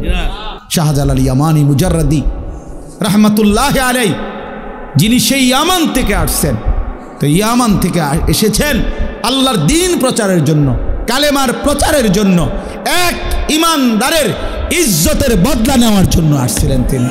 শাহজালাল মুজাহিদ ছিলেন, শাহজালাল মুজাহিদ ছিলেন, শাহজালালের তলোয়ার ছিল বেটা। এই খোদার কসম, আমি আনিসুর রহমান শাহজালালের তলোয়ার ওই সিলেটের দরগায় আমি নিজে দেখছি বেটা। আমি বহু আগে গেছি সিলেট, তখন আমি দেখছি। আগে এটা দেখাইতো, এখন এটা কই আছে কইতে পারি না, কিন্তু ওই সময় ভিতরে একটা ছোট্ট আলাদা রুম ছিল। ওই রুমে একজন বয়স্ক লোক শাহজালাল ইয়ামানি রহমতুল্লাহর খড়ম পায়ের এবং এই লম্বা তলোয়ার এটা হাতে নিয়ে দেখাইতো সে। আমি নিজে দেখছি, নিজের হাতে ছুঁয়েছি।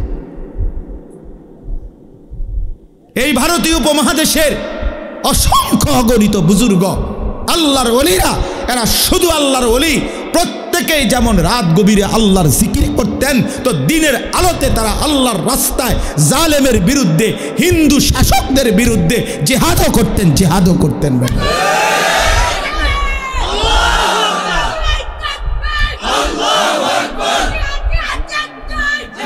আউলিয়ায়ে কেরাম মুজাহিদ ছিলেন, শাহজালাল মুজাহিদ ছিলেন, খানজাহান মুজাহিদ ছিলেন, যুদ্ধ করেছেন। ওই যে আখাউড়ার খরমপুরের যাকে বলা হয় সৈয়দ কেল্লা শহীদ যাকে বলা হয়, তো ওই কল্লা যদি শহীদ হয় তো নাচতে নাচতেই শহীদ হয়েছে। বেটা কথা বলেন না কেন? যুদ্ধ করে শহীদ হয়েছে, জালেমের বিরুদ্ধে, হিন্দুর বিরুদ্ধে যুদ্ধে শাহাদাত বরণ করছে। তাইলে শহীদ হয়েছেন তারা, মুজাহিদ ছিলেন তারা মুজাহিদ ছিলেন। আজকে শুধু কেবল আউলিয়ায়ে কেরাম, কোন বুজুর্গানে দিন যাদের রক্ত ঝরিয়ে, ঘাম ঝরিয়ে, কলিজা পানি করে যারা এই জমিনে ইসলাম আবাদ করছেন, আমরা যদি শুধু তাদের নামে আমরা শুধু কেবল গান, বাদ্য, ঢোল, তবলা আর বিরিয়ানি, খিচুড়ির আনন্দ করি আর এটা নিয়ে খাই দেয়, এটাই তো আউলিয়ায়ে কেরামের মহব্বত, ঠিক না? এটাই তো শাহজালালের ভালোবাসা। তাইলে আল্লাহর জন্য তাইলে জীবন দিবে কে? কালেমার জন্য জীবন দেবে কে? ফিলিস্তিনের মজলুম মুসলমানকে বাঁচাবে কে? এই বন্ধু, আমরা তো সবাই ঈদের আনন্দ করলাম, কিন্তু গাজার মুসলমান, ফিলিস্তিনের মজলুম বাচ্চা তো কিচ্ছু খুঁজে পায় নাই। ওরা তো চোখের পানি ফেলছে। ইফতারের মুহূর্তে বোমা হামলা হয়েছে, সাহারির মুহূর্তে বোমা হামলা হয়েছে, ঈদের নামাজ যেদিন পড়ছে খোদার কসম সেদিনও তাদের উপরে বোমা হামলায়। তারা ঈদের কোলাকুলি করে নাই, রক্তের ঘোরাঘুরি খাইছে। আজ তোমরা নওজোয়ান একটা চুলের ফ্যাশনের উপরে মজা পাইয়া গেলা, একটা মোটর সাইকেলের উপরে খুব তৃপ্তি হয়ে গেলা তোমরা, অথচ মুসলমানের রক্তে তোমাদের জিন্দিগি। আহা, এই ছেলেরা তোমরা কি করছো আমি বুঝি না বাপ। কেমনে পারলা এমন সুন্দর একটা জীবন মোবাইল দেখে দেখে শেষ করে দিতে? আল্লাহর জন্য জীবন দিবা কখন? মুসলমানের জন্য চোখের পানি ঝরবে না কখনো? ফিলিস্তিনি মায়ের আহাজারি তুমি শুনবা না কোনোদিন? মজলুমানের আহাজারি পৌঁছবে না কোনোদিন তোমার কানে? এজন্য দোস্ত আমার, বন্ধু আমার, ওয়ালিতুকাব্বিরুল্লাহ আলা মা হাদাকুম, আল্লাহ বলেন আমি দিয়েছিলাম রোজা, তুমি যেহেতু কদর করছো, এবার তুমি তাকবীর বলো, আমার শ্রেষ্ঠত্ব বলো ঈদের দিনে। আর শেষ কথা হইল আল্লাহ বলেন ওয়ালাআল্লাকুম তাশকুরুন, আমি চাই এত বড় রমজান আমি তোমাকে দিলাম, রোজা, তারাবি, ইফতার, সাহারি, এতেকাফ, শবে কদর, আমি আল্লাহ তাআলা তোমাকে দিলাম, এত বড় রমজান মাস দিলাম, কোটি কোটি গুনাহ মাফ করে দিলাম, জাহান্নাম বন্ধ রাখলাম, জান্নাতের দরজা খোলা রাখলাম, শয়তানগুলোকে শেকলে বন্দি রাখলাম, তোমার এই ইবাদত আমলের সুযোগ দিলাম, তৌফিক দিলাম, হায়াত দিলাম, তোমার সামনে কতজনকে কবরে নিলাম, তোমারে বাঁচায় রাখলাম পুরা মাস। অতএব তোমার কাছে আমার চাওয়া, তুমি আমি আল্লাহর শুকর আদায় করো, তুমি শুকর আদায় করো, ওয়ালাআল্লাকুম তাশকুরুন, শুকর আদায় করো। তো শুকর কি? শুকর হইল তাফসীরের মধ্যে লিখছে, শুকর আদায় করা আল্লাহর মানে কি? মানে আল্লাহ তাআলা আমার দেহ, আমার জীবনে যেই বিষয়ে যেই হুকুম করছেন, খোদার কসম ওইটাকে, ওই বিষয়ে আল্লাহর সেই হুকুম মেনে নেওয়া, এটাই শুকর, এটাই শুকর, কৃতজ্ঞতা, এটাই কৃতজ্ঞ। হাত যিনি দিছেন সেই হাত হারাম কাজে ব্যবহার না করা, এটা হাতের শুকর। চোখ আল্লাহ দিছেন সেটাকে ভিন নারী দেখা থেকে বাঁচিয়ে রাখা, হারাম কাজে ব্যবহার না করা, এটা চোখের শুকর। পেট আল্লাহ দিছেন, এটাকে হারাম খাবার এটার মধ্যে না নেওয়া, এটা পেটের শুকর। পাও আল্লাহ দিছেন, এটাকে হারাম রাস্তায় ব্যবহার না করা, এটা পায়ের শুকর। দিল ও দিমাগ আল্লাহ দিছেন, ওটার মধ্যে হারামের কোনো কল্পনা না করা, এটা দিলের শুকর, ব্রেনের শুকর। এইভাবে আল্লাহ আমাকে স্ত্রী দিছেন, আমার স্ত্রীকে বেপর্দা চলতে না দেওয়া, এটা আমার বিবি পাওয়ার শুকর। আমারে আল্লাহ ছেলে মেয়ে দিছেন, ওদেরকে দিন শিখানো, নামাজ পড়ানো, কোরআন শিখানো, এটা আমার সন্তান পাওয়ার শুকর। আমারে আল্লাহ তাআলা টাকা পয়সা দিছেন, সেটা হারাম রাস্তা খরচ না করে হালাল পথে ব্যয় করা, এটা আমার সম্পদের শুকর। আল্লাহ বলছেন আমি এটা চাই তোমার কাছে। কেন? আমি তোমারে রমজান দিছি, আমি তোমার অনেক গুনাহ মাফ করছি, আমি তোমারে অনেক নেকি দিছি। তুমি জানো না বান্দা, আমি প্রতিটা নেকি তোমার 70 গুণ বাড়াইয়া 70-রে আরও অগণিত আমি নিজ হাতে দিয়ে দিছি। আমি দিছি, শুকর কইরো তুমি আমার, শুকর কইরো, শুকর কইরো, শুকর করো। অতএব বন্ধু, এবার এই শেষ কথাটা তোমরা যুবক ভাই, তোমাদের কাছে আমি শেষ কথাটা বলতে চাই। আল্লাহ চেয়েছেন রমজান পেয়ে তুমি রমজানের পর দিন, ঈদের দিন আমার তাকবীর বলো। কার? আল্লাহু আকবার বলো, আল্লাহর বড়ত্ব বলো। আর কি? জিন্দিগিতে চাইছি তোমার কাছে তুমি আমি আল্লাহর শুকর আদায় করো। তাহলে একটা মাস যাকে আল্লাহ হায়াত দিলেন, এই শেষ কথাটা আবারও মনোযোগ দিয়ে শোনো বাবা, ছেলেরা তোমাদেরকে বলি ভাই, একটা মাস তোমারে আল্লাহ হায়াত দিল, রোজা রাখলা, ইফতার করলা, সাহারি খাইলা, তারাবি পড়লা, ধরে নিলাম সবাই তারাবি পড়ছো, তো এই ভাইয়া একটা মাস পূর্ণ রোজা রাখলা, ইফতার, সাহারি, তারাবি, সবে কদরের রাত্রেও কিছু কান্নাকাটি করলা, এই এত কিছু নিয়া রমজানটা শেষ হইল তোমার জীবন থেকে, এতগুলো ঔষধ নিলা, আল্লাহর দেওয়া হুকুম পালন করে একটা দিন মাত্র চাঁদ উঠল, একটা মাসের ঔষধ খাওয়া শেষ হইল, আজগা 1 মাস পরে ওষুধ বন্ধ হইল, আজকে ঈদের দিনে প্রথম দিন, আজকেই কেমনে নাফরমানিটা করলাম? একটা ঔষধ, 1 মাসের ঔষধ খাওয়ার পরে একদিনও এটা কাজ করবে না। কেমনে পারলা? ঈদের দিনে খোদার রমজান শেষ করে ঈদের দিনে যারা নাচলা, গাইলা, ফুর্তি করলা, আহা, ডেকসেট বাজাইয়া নাচলা, গাইলা, মোবাইলে অস্থির ছবি, নাচ, গান দেখে, অথবা কোনো মেয়ের পিছনে ঘুরঘুর করে ঘুরে সময়টা নষ্ট করলা, হাইয়া 30 দিন পরে প্রথম দিন ঈদের দিন, এই দিনে একেবারে একটা ওষুধ কি মানুষ একদিনও কাজ করে না? 1 মাসের রমজান, 1 মাসের রোজা তোমার উপরে কোনো প্রভাব ফেললো না? আমার এটাই শেষ কথা, আমার কোনো প্রভাব ফেললো না। আহা, ঈদের দিন আজকে প্রথম দিন, রমজান শেষ হলো, আজকের দিনটাও কমপক্ষে 5 ওয়াক্ত নামাজ পড়লা না, আজকের দিনটাও একটা দিন গুনাহ থেকে বাঁচতে পারলা না। আল্লাহ তো বলে দিছে ওয়ালি তুকাব্বিরুল্লাহ, আমার তাকবীর বলো, আমার বড়ত্ব বলো, আর তুমি কি করলা? এই জন্য নওজোয়ান, কেমনে পারলা, কেমনে পারলা এত বড় নাফরমানি করতে? প্রিয় ভাই আমার, বন্ধু আমার, বলো কিভাবে পারলা? একদিনে মাত্র, একটা দিন মাত্র আল্লাহর নাফরমানি ছাড়ার সুযোগ হলো না। এই জন্য আমার কাছে মনে হয়, আহা, এত বড় রমজান, এতগুলো ঔষধ, 6টা ঔষধ, রোজা, তারাবি, ইফতার, সাহারি, এতেকাফ, শবে কদর, কোনো কিছুই তার উপরে কোনো আসর করল না, সবটি বৃথা গেল। এই জানোয়ারই রয়ে গেল, এই হাইওয়ানই রয়ে গেল, এই পশুই রয়ে গেল। জিন্দিগি আর বদলাইল না, এক বিন্দু কোনো ভাবনাও আসলো না। আহা, কি গেল, কি আইলো, কি হারালাম আমি আমার জীবনে, কি পাইলাম, কি অর্জন হলো? যেমন আছে তেমন, যেমন আছে তেমন। এই জন্য দোস্ত আমার এটাই কথা, দয়া করে তোমরা প্রত্যেকেই ফিকির করো। কেন আল্লাহকে, মানে 30 দিনের রমজানের পরে 29 দিনের 1 মাসের আল্লাহ ঈদের চাঁদ উঠাইয়া আল্লাহ পাক বললেন, ঠিক আছে বান্দা, এবার তোমাদের রমজান থেকে তোমাদেরকে শেষ হলো, হ্যাঁ, আমি তোমাদেরকে আবার আগের মতো নিয়ামত, খাদ্য, পানীয়, স্ত্রী মিলন, দিনের বেলার এটা ফেরত দিলাম, আগের হুকুম ফেরত দিলাম। তো বান্দা আল্লাহকে বৃদ্ধাঙ্গুলি দেখাইয়া বলল, তোমার রমজান তুমি নাও, আমার নাফরমানি আমি নিলাম।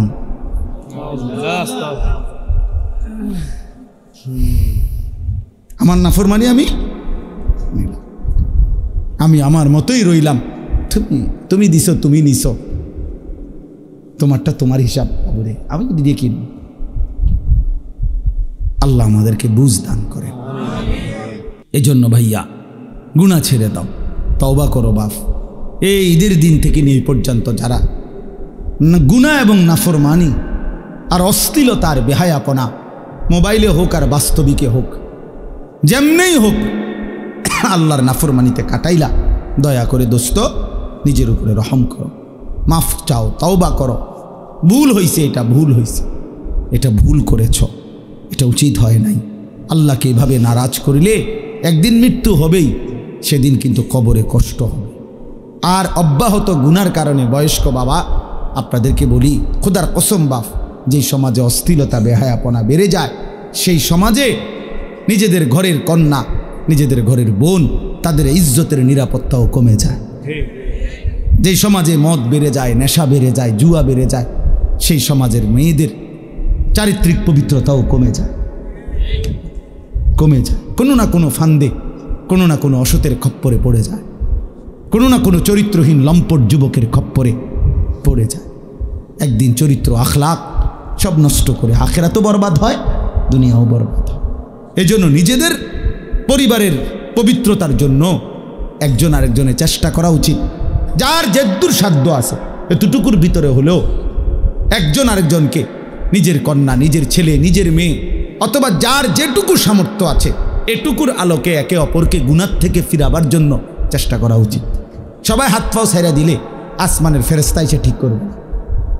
আমাদেরটা আমরাই চেষ্টা করতে হবে, আমাদেরটা আমরাই চেষ্টা করতে হবে। আল্লাহ আমাদেরকে তৌফিক দেন, আল্লাহ আমাদেরকে কবুল করেন। আজকে এই সংগঠন, এই মাহফিল আল্লাহ কবুল করে নেন। আচ্ছা, তো এই শাহজালালের সৈনিক যারা এই সংগঠনের সদস্য, তারা দাঁড়াও, দেখি এনে আসেনি কেউ? মাশাআল্লাহ, আরো দাঁড়াও। মাশাআল্লাহ, মাশাআল্লাহ। আচ্ছা আচ্ছা, আল্লাহ কবুল করেন। ঠিক আছে, ঠিক আছে, আল্লাহ কবুল করেন। এখন মনে রাখতে হবে, শাহজালালের সৈনিকরা শাহজালাল ইয়ামানি রহমতুল্লাহ আলাইহির প্রয়োজনে জীবনী আরেকবার পড়ে দেখেন। এবং সুন্দর নাম, আমার ভালো লাগছে নামটা, সুন্দর। হ্যাঁ, শাহজালালের সৈনিক। আমরাও দোয়া করি আল্লাহ তাআলা আপনাদেরকে, এই নওজোয়ানদেরকে আগামী দিনের মুজাহিদ হিসাবে কবুল করেন। ইনশাআল্লাহ সমাজ পরিবর্তনের জন্য যুদ্ধ ঘোষণা করেন, ফিকির করেন, আরও মেহনত করেন, আরও মেহনত করেন, আরও মেহনত করেন, আরও ফিকির করেন, আরও চেষ্টা করেন। প্রতি বছর শুধু একটা মাহফিল যথেষ্ট না। একটি সমাজের পরিবর্তনের জন্য, একটি মানুষের জিন্দিগি বদলাবার জন্য, এই কিশোর নওজোয়ানদের চরিত্র সুন্দর করার জন্য আরও বহুমুখী উদ্যোগ নেওয়া দরকার, আরও দরকার, আরও উদ্যোগ নেওয়া। কীভাবে ফজরের নামাজ ছেলেরা পড়বে চেষ্টা করা দরকার, কিভাবে ছেলেরা মোবাইলের আসক্তি থেকে কমে আসবে এটা চেষ্টা করা দরকার। যেই কোনো বিষয়ে কেউ যদি ধারাবাহিক মেহনত করে আল্লাহ সফলতা অবশ্যই দেয়। নিয়ম হইল মেহনতে ধারাবাহিকতা থাকতে হবে, ফিকিরে ধারাবাহিকতা থাকতে হবে। আমি অনুরোধ করছি, যদি কখনো শুধু মাহফিল ছাড়া এমনিতে পরামর্শের জন্য আমার কাছে যান যে হুজুর আমরা আর কি করতে পারি আমাদের সমাজে, আমি পরামর্শ দিতে চেষ্টা করব যদি আল্লাহ হায়াতে বাঁচে। শুধু মাহফিল এটাই যথেষ্ট না। আমার কথা হলো আরও উদ্যোগ নেওয়া দরকার। আপনারা যারা বয়স্ক বাবা আছেন, আপনারা আপনাদের এই ছেলেদেরকে সহযোগিতা করবেন তো ইনশাআল্লাহ। পজিটিভলি করবেন যে আমনে আরে নমাজ সরস না বেটা, কির মাহফিল করো, তুই যা, তুই যা। আর এটা কইলেন আর কি একটা কথা দিলেন, তো একটা বেটকি দিয়া ফলারে নষ্ট করে। হ্যাঁ, এইবারে হেঁতে বলবে যা ফিসা দিয়ে ফেল, চাচার কপালে যেন আর মাহফিল করতাম যা, এটাও করতাম না, যা। এটা না, পজিটিভ বলে, মানে হাব দিকে বলেন যে বাবা মাশাআল্লাহ একটা মাহফিল করছো, অনেক কষ্ট করছো, তোমাকে ঘাম ঝরছে, মাশাআল্লাহ এত সুন্দর মাহফিল সাজাইরা, চলো এবার নামাজও ধরো, জিন্দিগিও সাজাও। এমনি বলেন, পজিটিভলি বলেন, ইতিবাচকভাবে বলেন। আর হইছে আমনের দিয়ে যে কিতে হইব আমি জানি না, আপনি একটা জানুন না, হয়েছে না হেতির দিয়ে কিচ্ছু হইতো না, যা হয়েছে আমনের দিয়ে হয়েছে। এই বইয়ে বইয়ে সাদওয়ানে যে বিড়ি খাইছেন আমনের দিয়ে এই কামটাই হয়েছে শুধু, আর কি বইয়ে বইয়ে সাদওয়ানে গপ মারে আর কি, তা আমনের দিয়ে আর কি কাম হয়েছে মিয়া? এই জন্য কি না করা, তাকে দূরে সরায় না দাও, বরং আমাদের এই নওজোয়ানদেরকে কি করা, উৎসাহিত করা। আল্লাহ তৌফিক দেন, আল্লাহ কবুল করেন, আমিন। সুবহানাল্লাহি ওয়া বিহামদিহি, সুবহানাকাল্লাহুম্মা বিহামদিকা, আশহাদু আল লা ইলাহা ইল্লা আনতা, আস্তাগফিরুকা ওয়া আতুবু ইলাইক। আলহামদুলিল্লাহি রাব্বিল আলামিন। আই মাওলা, মৌলাই করিম আপনি মাফ করে দেন, রব্বে করিম আপনি মাফ করে দেন।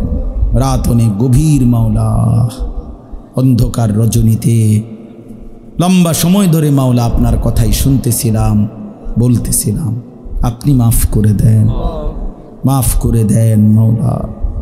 প্রতিটা ছেলেকে মাফ করে দেন, প্রতিটা বাবাকে মাফ করে দেন। প্রতিটা মাকে মাফ করে দেন, প্রতিটা বোনকে মাফ করে দেন, প্রতিটা কন্যাকে মাফ করে দেন, প্রতিটা ছেলেকে মাফ করে দেন। আল্লাহ জিন্দিগিটা সুন্দর করে দেন, ঈমান আমলের দৌলত দান করেন, তাকওয়ার জীবন দান করেন, ইজ্জত আফিয়ত দান করেন। আল্লাহ আপনি চাইলে বদলে যাবে ছেলেগুলো মাওলা। আল্লাহ আপনি আমাদের এই সন্তানদেরকে বদলে দেন।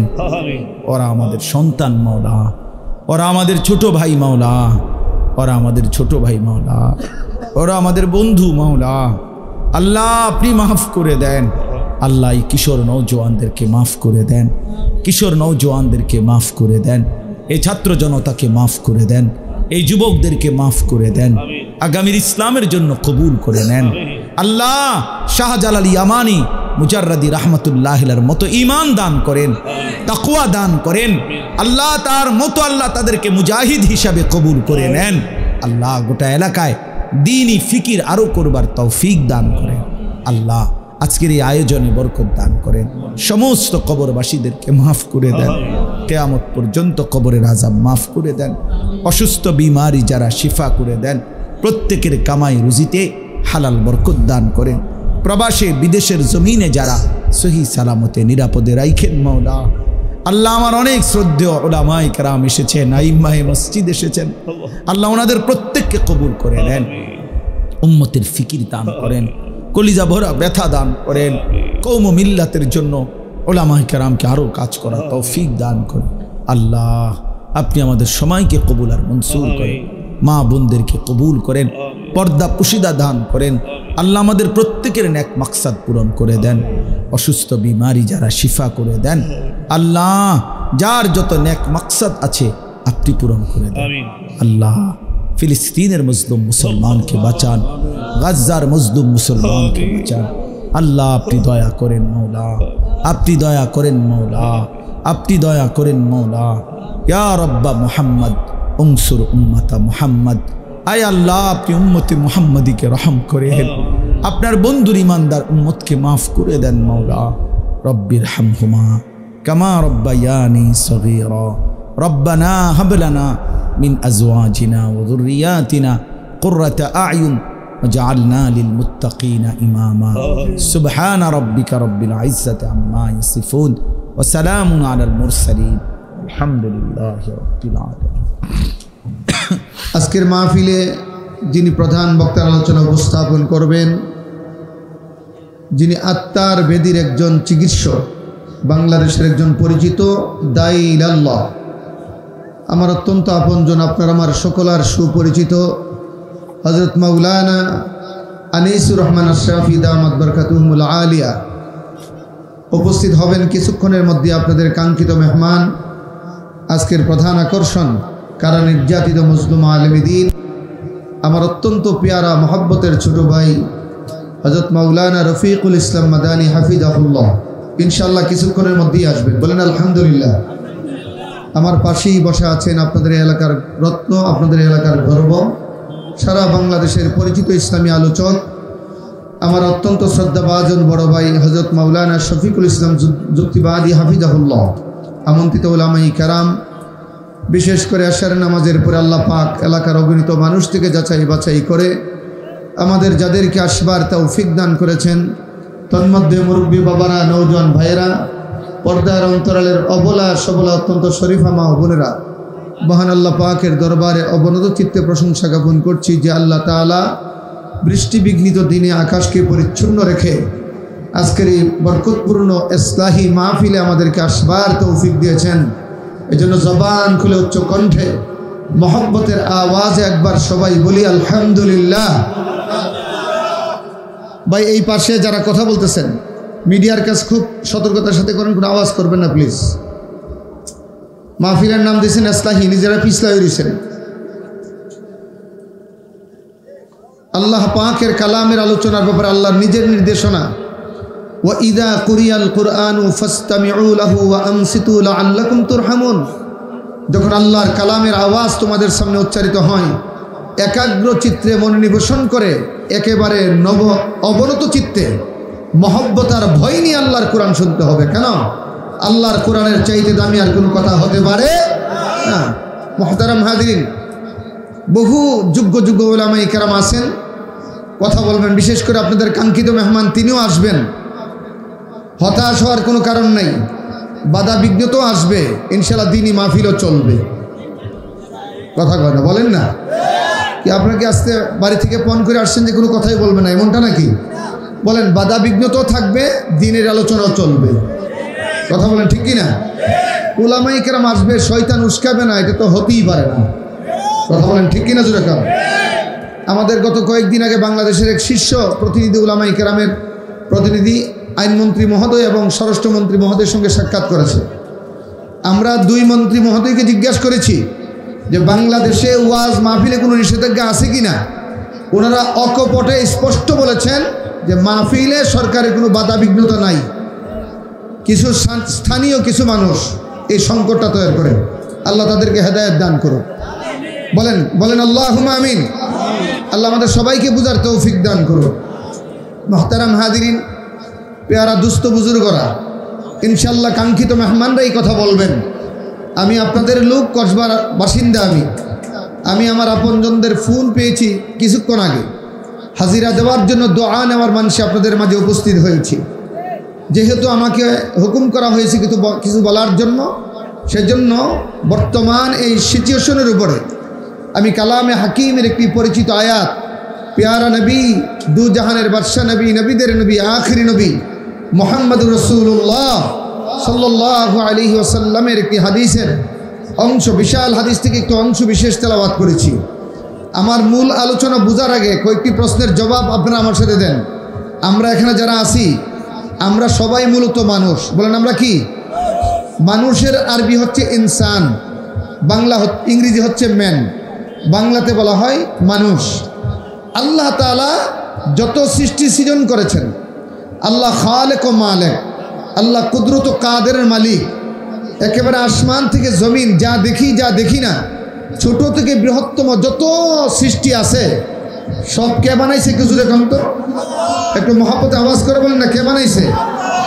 দেখেন, পৃথিবীর সমস্ত সৃষ্টি আল্লাহ পাক এক হাইসিয়তে পয়দা করেছেন, আর মানুষকে আল্লাহ পাক ভিন্ন ধর্পণে পয়দা করেছেন। একটু জোরে সুবহানাল্লাহ বলবেন না? দেখেন, মানুষের ব্যাপারে কুরআনুল কারীম বলে খুলিকাল ইনসানা দাঈফা। আল্লাহর যত সৃষ্টি আছে, আল্লাহর সৃষ্টির যত সমারোহ আছে, সমস্ত সৃষ্টির মধ্যে মানুষ হচ্ছে দুর্বল। বলেন, মানুষ কি?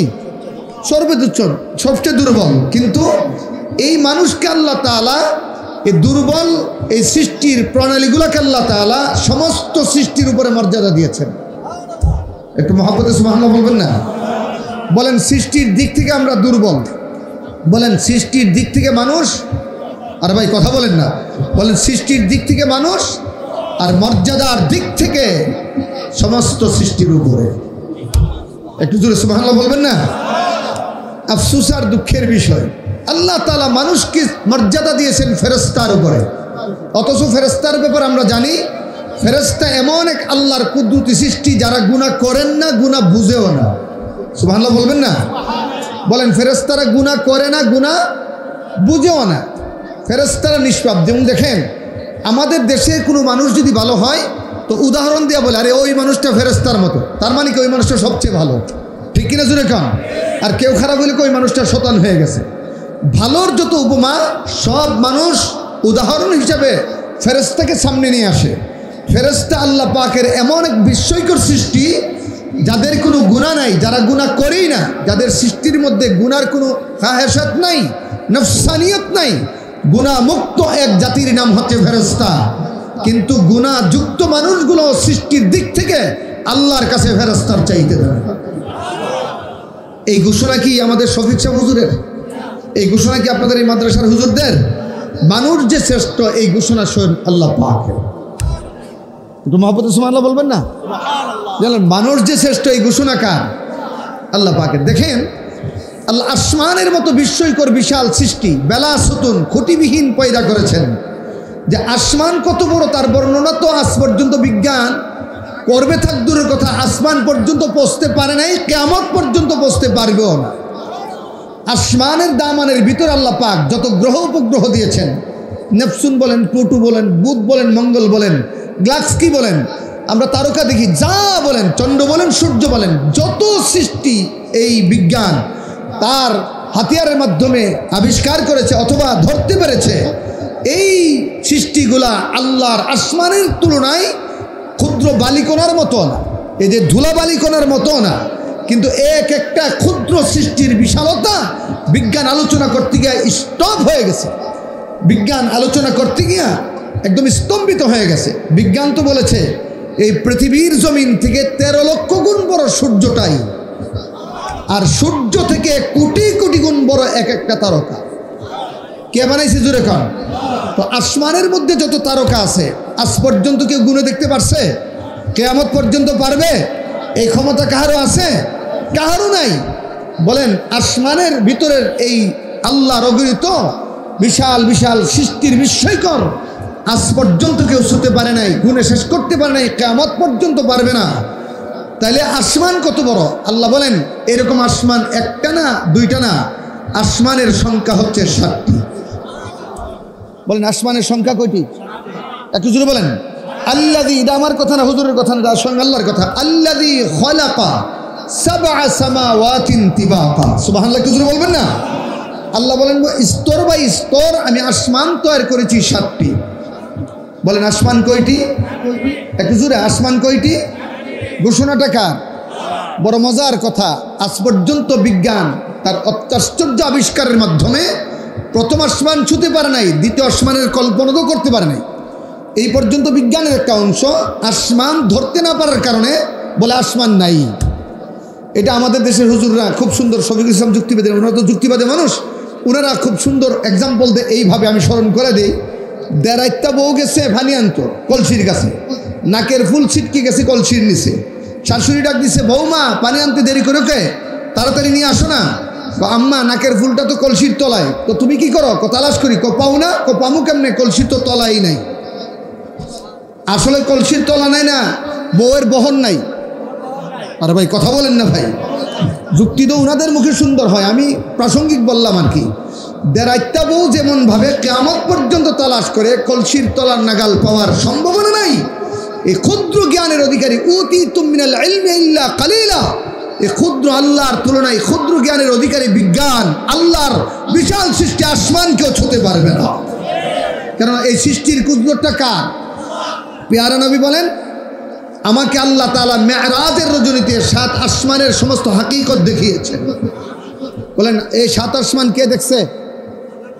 হ্যাঁ বলেন না ভাই, 7 আসমান কে দেখছে?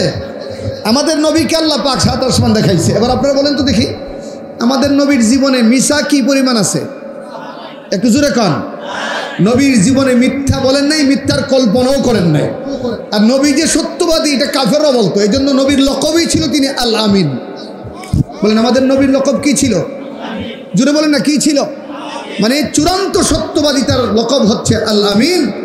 আমার এই আল আমিন নবী তিনি 7 আসমানের বর্ণনা এইভাবে দিয়েছেন, ও সাহাবীরা আল্লাহ তাআলা মেরাজের রজনীতে এক একটা আসমান আমাকে পাড়ি দিয়েছেন, এক একটা আসমান ক্রস করার সুযোগ দিয়েছেন, আসমানের বিশেষ বিশেষ নিয়ামত পর্যন্ত আমাকে দেখিয়েছেন। বলল আজ পর্যন্ত পৃথিবীর কোনো শক্তি প্রথম আসমান ছুঁতে পারে নাই, প্রথম আসমানের বিশালতার কাছে বিজ্ঞান হেরে গেছে। কিন্তু আমার কাছে মনে হলো প্রথম আসমানের তুলনা দ্বিতীয় আসমানটা হলো বিশাল বড় ময়দানের মধ্যে যদি একটা আংটি পরে থাকে, বলেন বিশাল বড় ময়দানের মধ্যে একটা আংটি পরে থাকলে, বিশাল ময়দানে একটা আংটিটা কতটুকুন জায়গা? সামান্যতম জায়গা। আংটি কি বড় হয় না ছোট হয়? বড় যুগ এই মধ্যের আঙ্গুলটার মতো, এতটুকুন জায়গা বিশাল ময়দানের যতটুকুন, রসুল বলেন দ্বিতীয় আসমানের তুলনা প্রথম আসমানটা হলো ততটুকু। এইভাবে একটার চাইতে একটা বড়। এই কুদরতগুলা কার? এরপরে আস্তে আস্তে দেখেন প্রথম আসমান, দ্বিতীয়, তৃতীয়, চতুর্থ, পঞ্চম, ষষ্ঠ, সপ্তম। আল্লাহ নবী বলেন সপ্তম আসমানে একটা বিস্ময়কর গাছ আছে, এই গাছটার নাম হলো সিদরাতুল মুনতাহা। বলেন গাছটার নাম কি? আরে ভাই কথা বলেন না, গাছটার নাম কি? সিদরাতুল মুনতাহা। নবী বলেন সিদরাতুল মুনতাহার সূচনা হচ্ছে সপ্ত আকাশ থেকে, যার শিখর হচ্ছে সপ্ত জমির নিচে, আর যার শাখা প্রশাখা হচ্ছে আল্লাহর 8 জান্নাতের ভিতরে। একটু জোরে সুবহানাল্লাহ বলবেন না?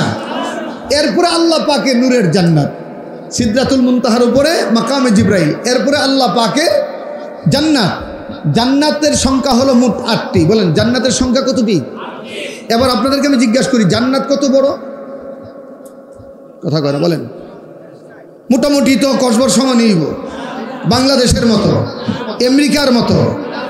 আল্লাহর নবী বলেন, হাদিস, এটা রসুলের হাদিস বলছে, আল্লাহ নবী বলেন সর্বশেষ যে জান্নাতে যাবে, যার পরে আর কেউ জান্নাতে যাবে না, মানে সবচেয়ে ছোট জান্নাতের অধিকারী, সেও এই দুনিয়ার মতো 10টার সমপরিমাণ জায়গা আল্লাহ তাকে একটা জান্নাত দান করবে। তাহলে জান্নাতটা কত বড়! এইরকম কোটি কোটি আল্লাহর পেয়ারা বান্দাদেরকে, নবী রাসূলদেরকে আল্লাহ পাক জান্নাতের মেহমান বানিয়েবেন। এই জান্নাতের উপরে লাজমান, এরপর আছে লামাকান, আছে আল্লাহ পাকের আরশে আজিম, আছে আল্লাহর কুরসি, এরপর আছে আল্লাহ পাক। এই আল্লাহ পাকের কুরসি থেকে তাহতাস সারা, মানে সপ্ত জমির নিচে, যার পরে আর কোনো বস্তু নাই, এই সমস্ত সৃষ্টি আল্লাহ তাআলা সৃজন করেছেন, শুধুমাত্র বলেছে কোন হয়ে যাও, সঙ্গে সঙ্গে হয়ে গেছে। কুরআনুল কারীমে সূরা ইয়াসিন আল্লাহ বলেন, ইন্নামা আমরুহু ইযা আরাদা শাইআন আইয়াকুলা লাহু কুন ফায়াকুন। আল্লাহ তাআলা तमाम পৃথিবীর মানুষকে জানিয়ে দিচ্ছেন, দুনিয়ার মিস্ত্রিরা, দুনিয়ার কারিগররা কোনো বস্তু পয়দা করার জন্যে বস্তুর উপকরণ লাগে, মিস্ত্রি লাগে, রড লাগে, সিমেন্ট লাগে, বালি লাগে, ঘর তৈরি করবেন, টিন লাগবে, কাঠ লাগবে, হরেক রকমের সরসামানা ঠিক করে আস্তে আস্তে সবগুলো বস্তু, ক্ষুদ্র ক্ষুদ্র বস্তুগুলো পয়দা করে। কিন্তু আল্লাহ তাআলা আরশে আজিম থেকে শুরু করে তার কুরসি মুবারক থেকে শুরু করে তাহতাস সারা পর্যন্ত বিশাল বিশাল বিস্ময়কর সৃষ্টি আল্লাহ পাক সৃজন করেছেন। কোনো একটি বস্তুর জন্য আল্লাহর কুদরতি হাত মুবারক লাগাতে হয় নাই। আল্লাহ বলেন, আমি আগে ইচ্ছা শক্তি, এরাদা শক্তি নিজের অন্তর মুবারকের মধ্যে স্থান দিয়েছি, আমি এটা তৈরি করব। এরপরে বলেছি কুন হয়ে যাও, বলতে দেরি ফায়াকুন হতে দেরি হয় না। এই কুদরতি সৃষ্টির মহারাজই একমাত্র আল্লাহ পাক। বলেন এমন কুদরতি কারিগরকে একটু জোরে বলেন না, কে?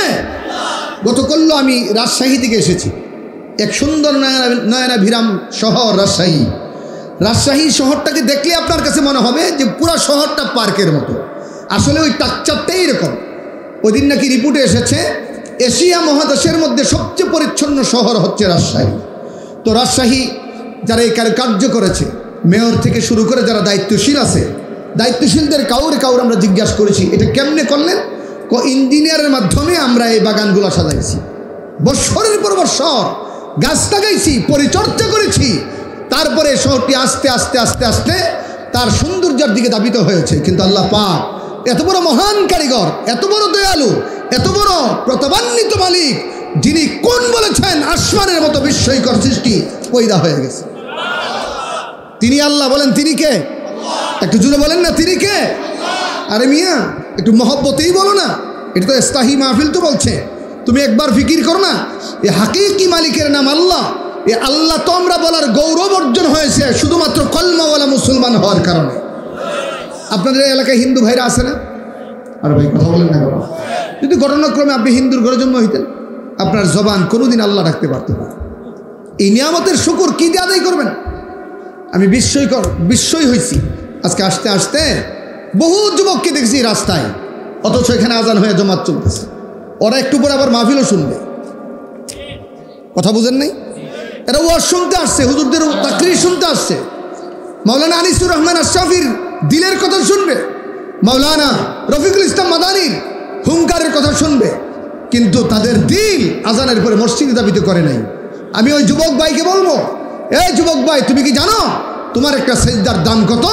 রসুল হাদিসে বলছে, তার মাফহুমটা এরকম যে যুবক যেই জায়গায় আল্লাহরে সেজদা দেয়, ওই জায়গাটা আল্লাহর কাছে গর্ব করতে থাকে। ওয়াক্তে পীরি গর্গে জালেম মিশাওয়াত পরহেজগারি দার জওয়ানি তওবা করদম শিওয়ায়ে পয়গম্বরি। যুবক অবস্থায় ইবাদত করা এটা নবীদের খাসলত, নবীদের আমল, যে যুবক অবস্থায় আল্লাহর গোলামি করা। অথচ দেখেন গুনাহ এখন ইজি আর সব হচ্ছে ডিফিকাল্ট। গুনাহ ইজি, গুনাহ ইজি। যুবক ভাই কি মনে করো তোমার এই যৌবনের চেতনা কিন্তু বেশি দিনের না, বড়দূর 20-25 বছর।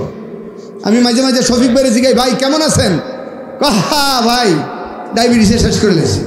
অথচ ছোট সময় তো উনার ওয়াজ আমরা শুনতাম, আমাদের অনেক মোস্ট সিনিয়র মানুষ, হুঙ্কার দিলে মাইক পর্যন্ত কাঁপত। কিন্তু আজকে কালের বিবর্তনে শফিকুল ইসলাম ভাই ঠিক আছেন, কিন্তু আস্তে আস্তে সুম্মা রাদাদনাহু ফি আসফালা সাফিলিন, আস্তে আস্তে বুড়াপাইয়ের দিকে, দুর্বলতার দিকে তুমি ধাবিত হবো। হ্যাঁ, প্রকৃত যুবক তো সে যে যৌবনের তাড়না নিয়েও মালিকের দরবারে আজানের পরে সেজদায় লুটে পড়ে, আর এই যুবককে নিয়ে আসমানের ফেরেশতারা গর্ব করতে থাকে। কথা বলেন ঠিক কিনা? যদি বলেন, আরে আমাদের আনিসুর রহমান আশরাফি ভাই না, শফিক ভাই না, মাদানী ভাই না, যদি মক্কা মুকাররমের ইমামও এখানে বসে ওয়াজ করে, তার ওয়াজের মঞ্চ থেকেও একটা সেজদার দাম আল্লাহর কাছে অনেক বেশি। অথচ মাহফিল শুনতে আসছো, তোমরা রাস্তায় ঘুরতেছো, আজান তোমাকে মসজিদের দিকে ধাবিত করে নাই। আমার এক হুজুর বলতো, আল্লাহ মাহমুদ শফি রহমতুল্লাহ আলাই, আমার শাইখ, আপনারা জানেন হুজুরকে 2013 সালে আমি গানপুরে নিয়ে আসছিলাম হেলিকপ্টারের মাধ্যমে। হুজুর বলতেন, আরে ভাই তুমি নামাজ পড়ো না এইরকম না, আল্লাহ তোমার সেজদাটা নেয় না। তোমার প্রতি আল্লাহ এমন নাখুশ, তোমার প্রতি আল্লাহ এমন অসন্তুষ্ট যে সেজদার পরে মালিককে, আজানের পরে মালিককে সেজদা দিবা, এই চান্সটা মালিক তোমার দেয় না, এই চান্সটা তোমার মালিক দেয় না। আজকে আস্তে আস্তে কিতাব মোতালা করতেছিলাম, যুবকদের উদ্দেশ্যে বলি, যেহেতু এখানে যুবকদের সংখ্যাই বেশি। এক বুজুর্গ আল্লামা আব্দুল কাইয়ুম রহমতুল্লাহ আলাই, তিনি বলেন, তিনি নিজে লেখেন, জগৎ বিখ্যাত একজন ইসলামী দার্শনিক ছিলেন। তিনি বলেন, মানুষ গুনাহ করার সময় ছোট ছোট বাচ্চাগুলারে পরহেজ করে, কেউ যেন না দেখে, কিন্তু এই কথা চিন্তা করে না দুনিয়ার মানুষগুলারে পরহেজ করলে কি হবে, আসল মালিক তো দেখতেছে। আরে ভাই কথা বলেন না, গুনাহ করার জন্য দরজা লাগাই দিছ, কেউ দেখে না, কিন্তু একজন দেখে, তিনি কে? বলেন না, তিনি কে? হ্যাঁ, এই অবস্থায় এক হাদিসে আসছে, কোনো যুবককে যদি নারী বলে আয়ো, মনের বাসনা পূর্ণ করো, আসো তোমার নিয়ে পার্কি করতে যাব, যুবক যদি বলে ইন্নী আখাফুল্লাহ, ইন্নী আখাফুল্লাহ, আমি কেমনে যাব, আমি তো আমার মালিককে ভয় করি। এই যুবক খুদার কসম, এই যুবক খুদার কসম যে আল্লাহর ভয়ের কারণে গুনাহ ছেড়ে দিছে, মরবে তো সুজা জান্নাতের মেহমান হয়ে। ভাইরা আমার, এই প্রসঙ্গে আমার কথা না, আমার ব্যথা লাগছে এই জন্য বলছি। বলেন তো দেখি, তাম দুনিয়ার সমস্ত মাহফিলগুলো এক পাল্লা উঠাইলে এশার নামাজের জমাতের সমপরিমাণ হবে? তো কি করতে কি হারাইলেন, কি শুনলেন আর কি হারাইলেন? বরং এটাই তো তোমার আখলাক হওয়ার দরকার। আজান দিছে মুয়াজ্জিন, কিন্তু আহ্বানটা হচ্ছে আল্লাহ পাকের। এই যুবকরা বলো, আজানটা মুয়াজ্জিনের কণ্ঠে, কিন্তু আহ্বানটা কার? একটু বলেন না, এই আহ্বানটা কার? তুমি আজানের পরে মসজিদে আসো নাই মানে আল্লাহর ডাকে সাড়া দাও নাই। তোমার মতো কপাল পুরা নাদান কয়জন আছে? তোমার মতো কপাল পুরা কয়জন আছে? আমি কুমিল্লা থেকে আসতেছিলাম, আপনাদের কষ্ট হচ্ছে নাকি? দেখেন, আমি কুমিল্লা থেকে আসতেছিলাম, বাগরা, ওই যে নয়নপুরের দক্ষিণ পাশে যে বাগরা ব্রিজের ওই পাশে, ওখানে মাগরিবে রক্ত হলো। তো আলহামদুলিল্লাহ চেষ্টা করি, যেখানে জমাত হয় ওখানে শরীক হওয়ার চেষ্টা করি, এটা বুজুর্গই না, এটা আমার দায়িত্ব। তো আমার সাথে কসবা আয়েশা সিদ্দিকা মহিলা মাদ্রাসার পরিচালক ছোটু ভাই হাফেজ মাওলানা মেহেদি হাসানা ছিল। ডুকসি জমাতে তাকায় দেখি ইমাম সাহেব এমন পড়া পড়তেছে যে তার পিছনে আমার যা বলেন আমার যা হবেই না। মাগরিব নামাজের সময় ইমাম সাহেব সূরা লইছে, সূরা রহমান, তেলাওয়াতটা এমন গলত, আমি একদম বিস্ময়কর হয়ে গেলাম। বের হয়ে নামাজটা ছেড়ে দিলাম আমরা, কারণ নামাজ ভঙ্গ হওয়ার 19টি কারণ, এর মধ্যে একটা হলো নামাজের মধ্যে অশুদ্ধ কেউ তেলাওয়াত করবে। কেউ যদি নামাজে অশুদ্ধ তেলাওয়াত করে তার নামাজই হয় না। কেন? নামাজ আর তেলাওয়াত এটা উতপ্রোতভাবে জড়িত, দেহ আর রুহের মতো। সুবহানাল্লাহ বলবেন না? নামাজ আর তেলাওয়াত হলো দেহ আর রুহের মতো। রুহ আছে, দেহ নাই, এটার কোনো মূল্য নাই। দেহ আছে, রুহ নাই, এটা লাশ। ঠিক নামাজ আছে, তেলাওয়াত নাই, এই নামাজের কোনো মূল্য নাই। পরে কসবা এসে আমরা জমাত করে নামাজ পড়ছি। আফসোস লাগে, এখনকার মসজিদের কমিটিও ইমাম রাখে নিজের বাহাদুরিতে। একজন হুজুরকে ডাক কয় না, হুজুর একটু দেখেন না আমাদের ইমামটার তেলাওয়াতটা শুদ্ধ হয় কিনা। ও এর কণ্ঠটা সুন্দর, কয়টা মোল্লার দেখতে না, এর কণ্ঠ সুন্দর, এর লিগা দেখতে পারে না। আরে ভাই না, কণ্ঠের নাম তাকওয়া না, আর তাকওয়া হা হুনা। রসুল বলছে আল্লাহ ভীতি তো এখানে, এখানে আল্লাহ ভীতি তো এই জায়গায়। মুখে কিছু নাই, মুখে তো নাফাকি। বলেন মুখে কি? নাফাকি। আসল ইমান তো হলো এখানে। বলেন আল ইমান ও হা হুনা, ইমান হচ্ছে অন্তর। বলেন ইমান কোথায়? ভাই এগুলো আমাদের কাছে হারিয়ে যাচ্ছে। অনুরোধ করে বলি কালের বিবর্তনে সময় কিন্তু বাহুতা নদীর মতো আপনার এই যে ড্রেনে যে পানি গড়ায়া যায়, এইভাবে কিন্তু আপনার জীবন আস্তে আস্তে গড়িয়ে যাচ্ছে। কখন আপনি জীবন নামক এই ট্রেন থেকে অ্যাক্সিডেন্ট করে কবর নামক বাড়িতে প্রবেশ করবেন তার কোনো গ্যারান্টিও নাই, ওয়ারেন্টিও নেই। কথা বলেন, গ্যারান্টি ওয়ারেন্টি আছে?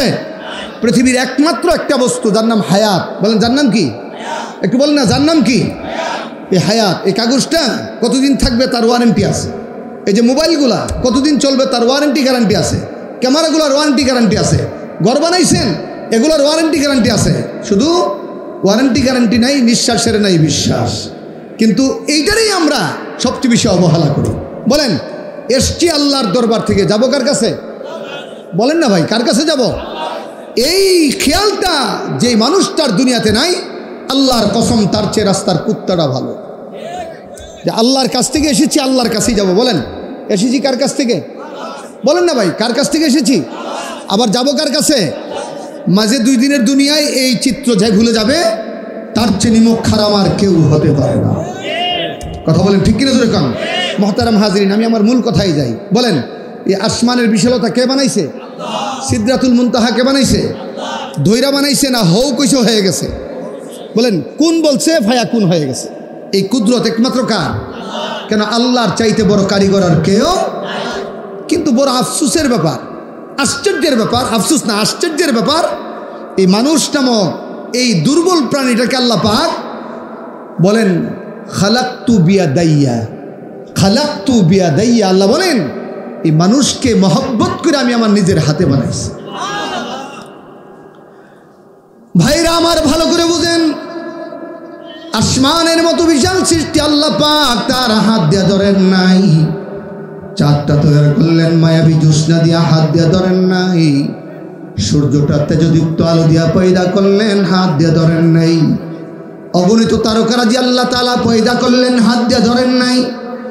জমিন বানাইছেন তাও হাত দিয়ে ধরেন নাই। আল্লাহ তাআলার আরশ, কুরসি, জান্নাত, জাহান্নাম, ফুলসিরাত, হাসরের ময়দান, যত সৃষ্টির বস্তু আছে আল্লাহ কোনো বস্তু হাত দিয়ে ধরেন নাই। কিন্তু মানুষকে আল্লাহ পাক কেন হাত দিয়ে পয়দা করলেন? আল্লাহ তাআলা এই মানুষগুলাকে হাত দিয়ে পয়দা করলেন এই জন্য এই মানুষগুলা দুনিয়ায় এসে আল্লাহর বিধান কায়েম করবে। এই মানুষগুলার জিম্মাদারি, আল্লাহর খেলাফত আল্লাহর জমিনে পয়দা করবে। আল্লাহু আকবার জোরে বলবেন না? এটা আমার কথা না, সরাসরি কোরআনের কথা। বলেন আল্লাহর খেলাফত দুনিয়াতে মানুষ পয়দা করবে, এই সিদ্ধান্ত কার? একটু জোরে বলেন না, এই সিদ্ধান্ত কার?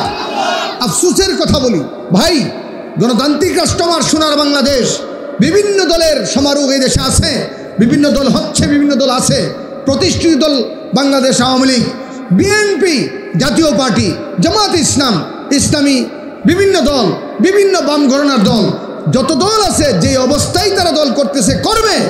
কোনো দলের বিরুদ্ধে আমাদের কোনো আক্রোশ নাই, আমাদের কোনো বিদ্বেষ নাই।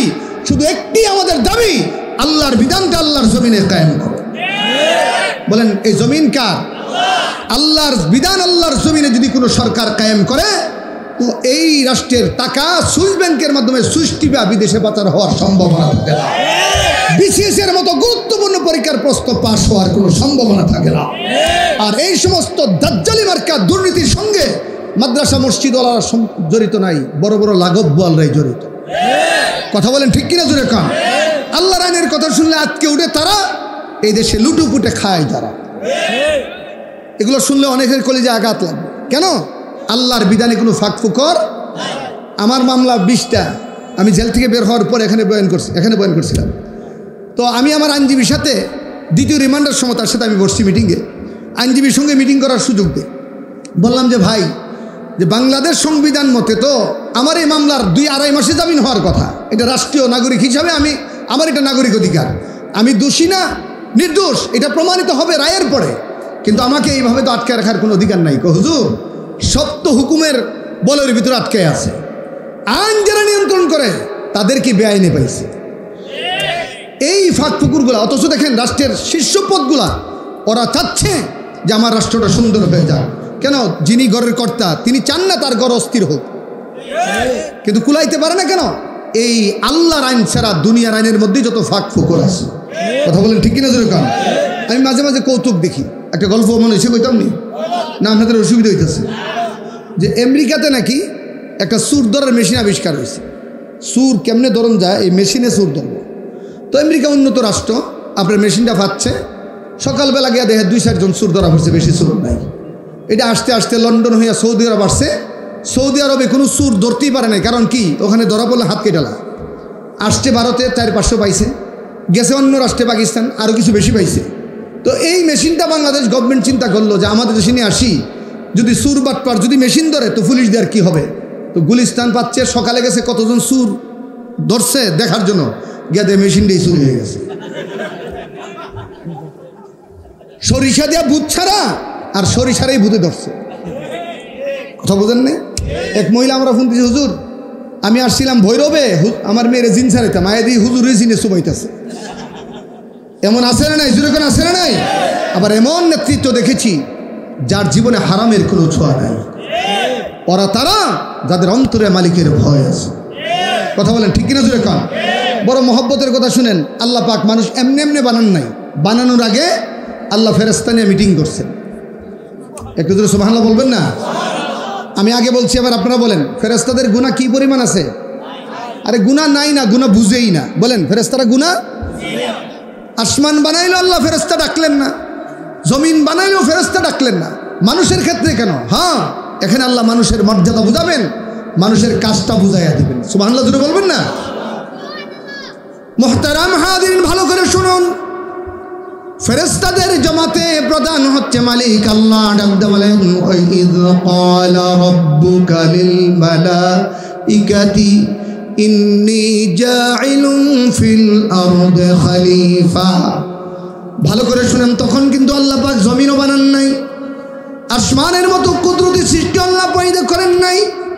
আল্লাহ তাআলা মুকাররবিন ফেরেশতার মাধ্যমে মানুষ বানাবেন। মানুষের বসবাস কোথায় হবে, মানুষ কোথায় চলাফেরা করবে, আল্লাহ তখনই ফেরেশতাদের মাধ্যমে পরামর্শ করলেন। আল্লাহ ডাকতে বলেন, ফেরেশতারা বলো বলো এমন এক জাতি আমি পয়দা করব যাদের নাম হবে ইনসান, যাদের নাম হবে মানুষ, যাদের মূল দায়িত্ব হবে আমি আল্লাহর জমিনে আল্লাহর বিধান আল্লাহর খেলাফত কায়েম করবে। বলো বলো তোমাদের কি রায়? তার অর্থ হলো আল্লাহ তাআলা মানুষ বসবাস বিক্রি হচ্ছে কোন দেশে? কথা বুঝেন নাই? চাঁদের দেশে প্লট, মানে বিজ্ঞান ওখানে প্রচেষ্টা চালাচ্ছেন যে চাঁদের দেশে মানুষ বসবাসের উপযোগী করবেন। আমি পড়েই আল্লাহর কোরআনের এই আয়াত আমার চোখে ফুটে উঠেছে যে ইম্পসিবল, এটা কখনো সম্ভব নয়। কেন? আল্লাহ কোরআনে ঘোষণা করেছেন মানুষ বসবাস করবে চাঁদে না, মানুষ বসবাস করবে জমিন। বলেন মানুষ বসবাসের জায়গা চাঁদ না জমিন? হ্যাঁ, জমিন বসবাস করতে গেলে মানুষের সুবিধার জন্য কখনো স্নায়ু আলু, কখনো মায়াবী আলুর দরকার। এজন্য আল্লাহ পাক মানুষের গোলাম হিসাবে চাঁদকে পয়দা করেছে, চাঁদে বসবাসের জন্য না। তো বিজ্ঞানকে প্রশ্ন করতেছে, আপনারা যে চাঁদে প্লট বিক্রি করতেছেন, তো মানুষ চলাচলের জন্য বসবাসের জন্য যে জিনিসটা সবচেয়ে বেশি দরকার যার নাম হচ্ছে পানি। পানিকে বলা হচ্ছে আল মাউ হায়া, পানির অপর নাম জীবন। বলেন পানির অপর নাম কি? পানি ছাড়া মানুষ চলতে পারে না। তো চাঁদের দেশে পানি পাইছেননি, পানিটা নিয়ে আসেনি, খালবিল আসেনি। বিজ্ঞান এখনো পাই নাই, চেষ্টা চলছে, পাওয়া যাইতে পারে। মানুষ কোথাও বসবাস করলে পশু পাখির প্রয়োজন হয় পরিবেশের ভারসাম্যকে রক্ষা করার জন্য, গাছগাছালির দরকার হয় অক্সিজেনের জন্য। আর ভাই কথা বলেন না কেন? বিষাক্ত পানির দরকার হয় আপনার নাইট্রোজেনটা খাওয়ার জন্য। তো এগুলো আছে কি না? ও প্রাণী এখনো খুঁজে পাই নাই, বাকি একটা প্রাণীর পায়ের ছাপ পাইছি কয়েক কোটি বছর আগে, ভালো করে তালাশ করলে পাবো। এগুলো হলো সব বাউতাবাজি, আল্লাহর কোরআনকে চ্যালেঞ্জ করা, ইসলামকে চ্যালেঞ্জ করা। মনে রাখবেন, একমাত্র মানুষের বসবাসের স্থান হচ্ছে পৃথিবী। এটা আল্লাহ মানুষ সৃষ্টির আগেই ফেরেশতাদেরকে জানাইয়া দিলেন। বলেন মানুষ বসবাস করবে চাঁদে না দুনিয়াতে? মাশাআল্লাহ, আমাদের ছোট ভাই কারণ নির্যাতিত মজলুম আলেম, আপনাদের কাঙ্ক্ষিত মেহমান মাওলানা রফিকুল ইসলাম মাদানী হাফিজাহুল্লাহ চলে এসেছেন। আলহামদুলিল্লাহ বলবেন না? তাকবীর দেন, তাকবীর দেন, তাকবীর দেন না, আমি সময় দিলাম, তাকবীর দেন। মাশাআল্লাহ,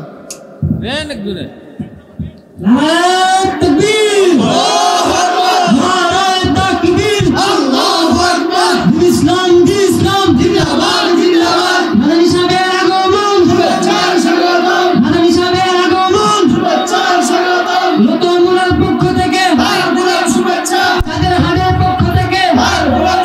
এই এখনও মকবুল ভাইরে গাড়িতে বলতেছিলাম এই কথা যে ভাই আমি আসলে সবসময় আসি, আমি নবীন বাদও দিতে পারি না, এই পরিমাণ মহব্বতের মানুষ আমার। বিশেষ করে আলেমদের মধ্যে অতিরিক্ত মহব্বতের কিছু লোক আছে আলেম, যারা ফেলতে পারি না যাদের কথা, কিন্তু সবসময় রাস্তা আমার টার্গেটের চাইতে বেশি হয়ে যায়। এখনও আমি যেখানে গেছি রাস্তার যে আইডিয়া দিছে তার চাইতে অনেক বেশি রাস্তা। গাড়ি রাইখা আরও 20 মিনিট মোটরসাইকেল দিয়ে গেছি, এবং রাস্তার মধ্যে কাজ করতেছে, বালু ফেলাইছে, মোটরসাইকেলও সে 2 পাও ফেলাইয়া একটু একটু করে করে করে নিছে, যার কারণে সময়ের ব্যালেন্সটা এই কইবার সময় তো সবাই অল্প করতে, তো এই কারণে আমিও আন্তরিকভাবে দুঃখিত। আসলে সবসময় একটু এই কষ্ট হয়। আল্লাহ তাআলা আমাদের সবাইকে উত্তম বিনিময় দান করেন, আমিন। সবার কাছে অনুরোধ, নওজোয়ান ভাই সবাই মিলে যারা দাঁড়িয়ে আছেন সবাই বসেন, যে অল্প সময়ে আমরা কথা বলবো ইনশাআল্লাহ। সবাই বসে মনোযোগ দিয়ে শুনলে বরকত হবে। বিনা প্রয়োজনে দোস্ত এই হাতে ধরা এই মোবাইলগুলো ভিডিও রেকর্ডিং না করলেই ভালো।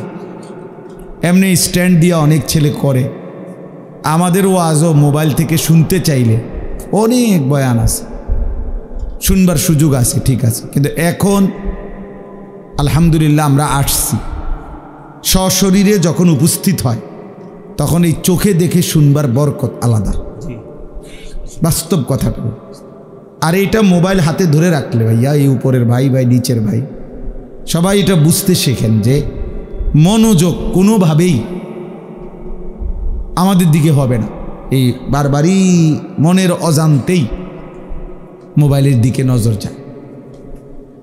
আমরা যে সবাই মোবাইল ব্যবহার করি, ছোট হোক বড় হোক, দেখবেন একটু পর পরই মনে হয় যে মোবাইলটার দিকে একবার তাকায়, কেউ কোনো মিস কল দিল কিনা।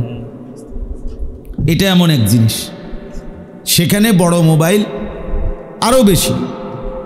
তাইলে বারবার যখন হৃদয়ের মধ্যে আসে এই কথাটা যে আমার মোবাইলের দিকে নজর, তো দিল জমে না। এটা একটা পরীক্ষিত মনোবিজ্ঞানের কথা যে মানুষের দিল একই মুহূর্তে 2 জিনিস ভাবতে পারে না, সিস্টেম নাই আর কি, এটার কোনো সিস্টেম নেই। হাকিমুল উম্মত মুজাদ্দিদুল মিল্লাত হজরত মৌলানা শাহ আশরাফ আলী থানভী রহমতুল্লাহ আলাই তিনিও এই কথা বলছেন, আমরা ওনার কিতাবও পড়ছি। একই সাথে 2 জিনিস অন্তর ভাবতে পারে না। ফলে কারো দিলের মধ্যে যদি বারবার তার মোবাইলের কথা উঠানামা করে, তাইলে নিজের জন্য কি বলল আমার জন্য, এই কথা আর তার দিলে জমে না। তার জমে দিলের মধ্যে বারবার মোবাইলে উঠতেছে কি, তো মোবাইলে তো আওয়াজ আসেই, তা তুমি আর উঠাইয়া কি দরকার, উঠাইয়া কি দরকার? এই ছেলেরা ঘুরে দৌড়ায় মোটরসাইকেল দিয়ে দিয়া, এই যে স্ট্যান্ডওয়ালা ছেলেগুলো, তাহলে ওরা অনেক উঠায় দেয়, মানুষ শুনতেছে। এই জন্য আমি অনুরোধ করছি, সামনে শুনবার সুযোগ অনেক বড় সুযোগ, অনেক বড় সুযোগ। এক বসার দ্বারা, শুনবার দ্বারা, নজর চোখের দিকে তাকাইবার দ্বারা বরকত হয়। এতে দিল তৈরি হয়, মানুষের কলিজার ভিতরে ভাবনা আসে।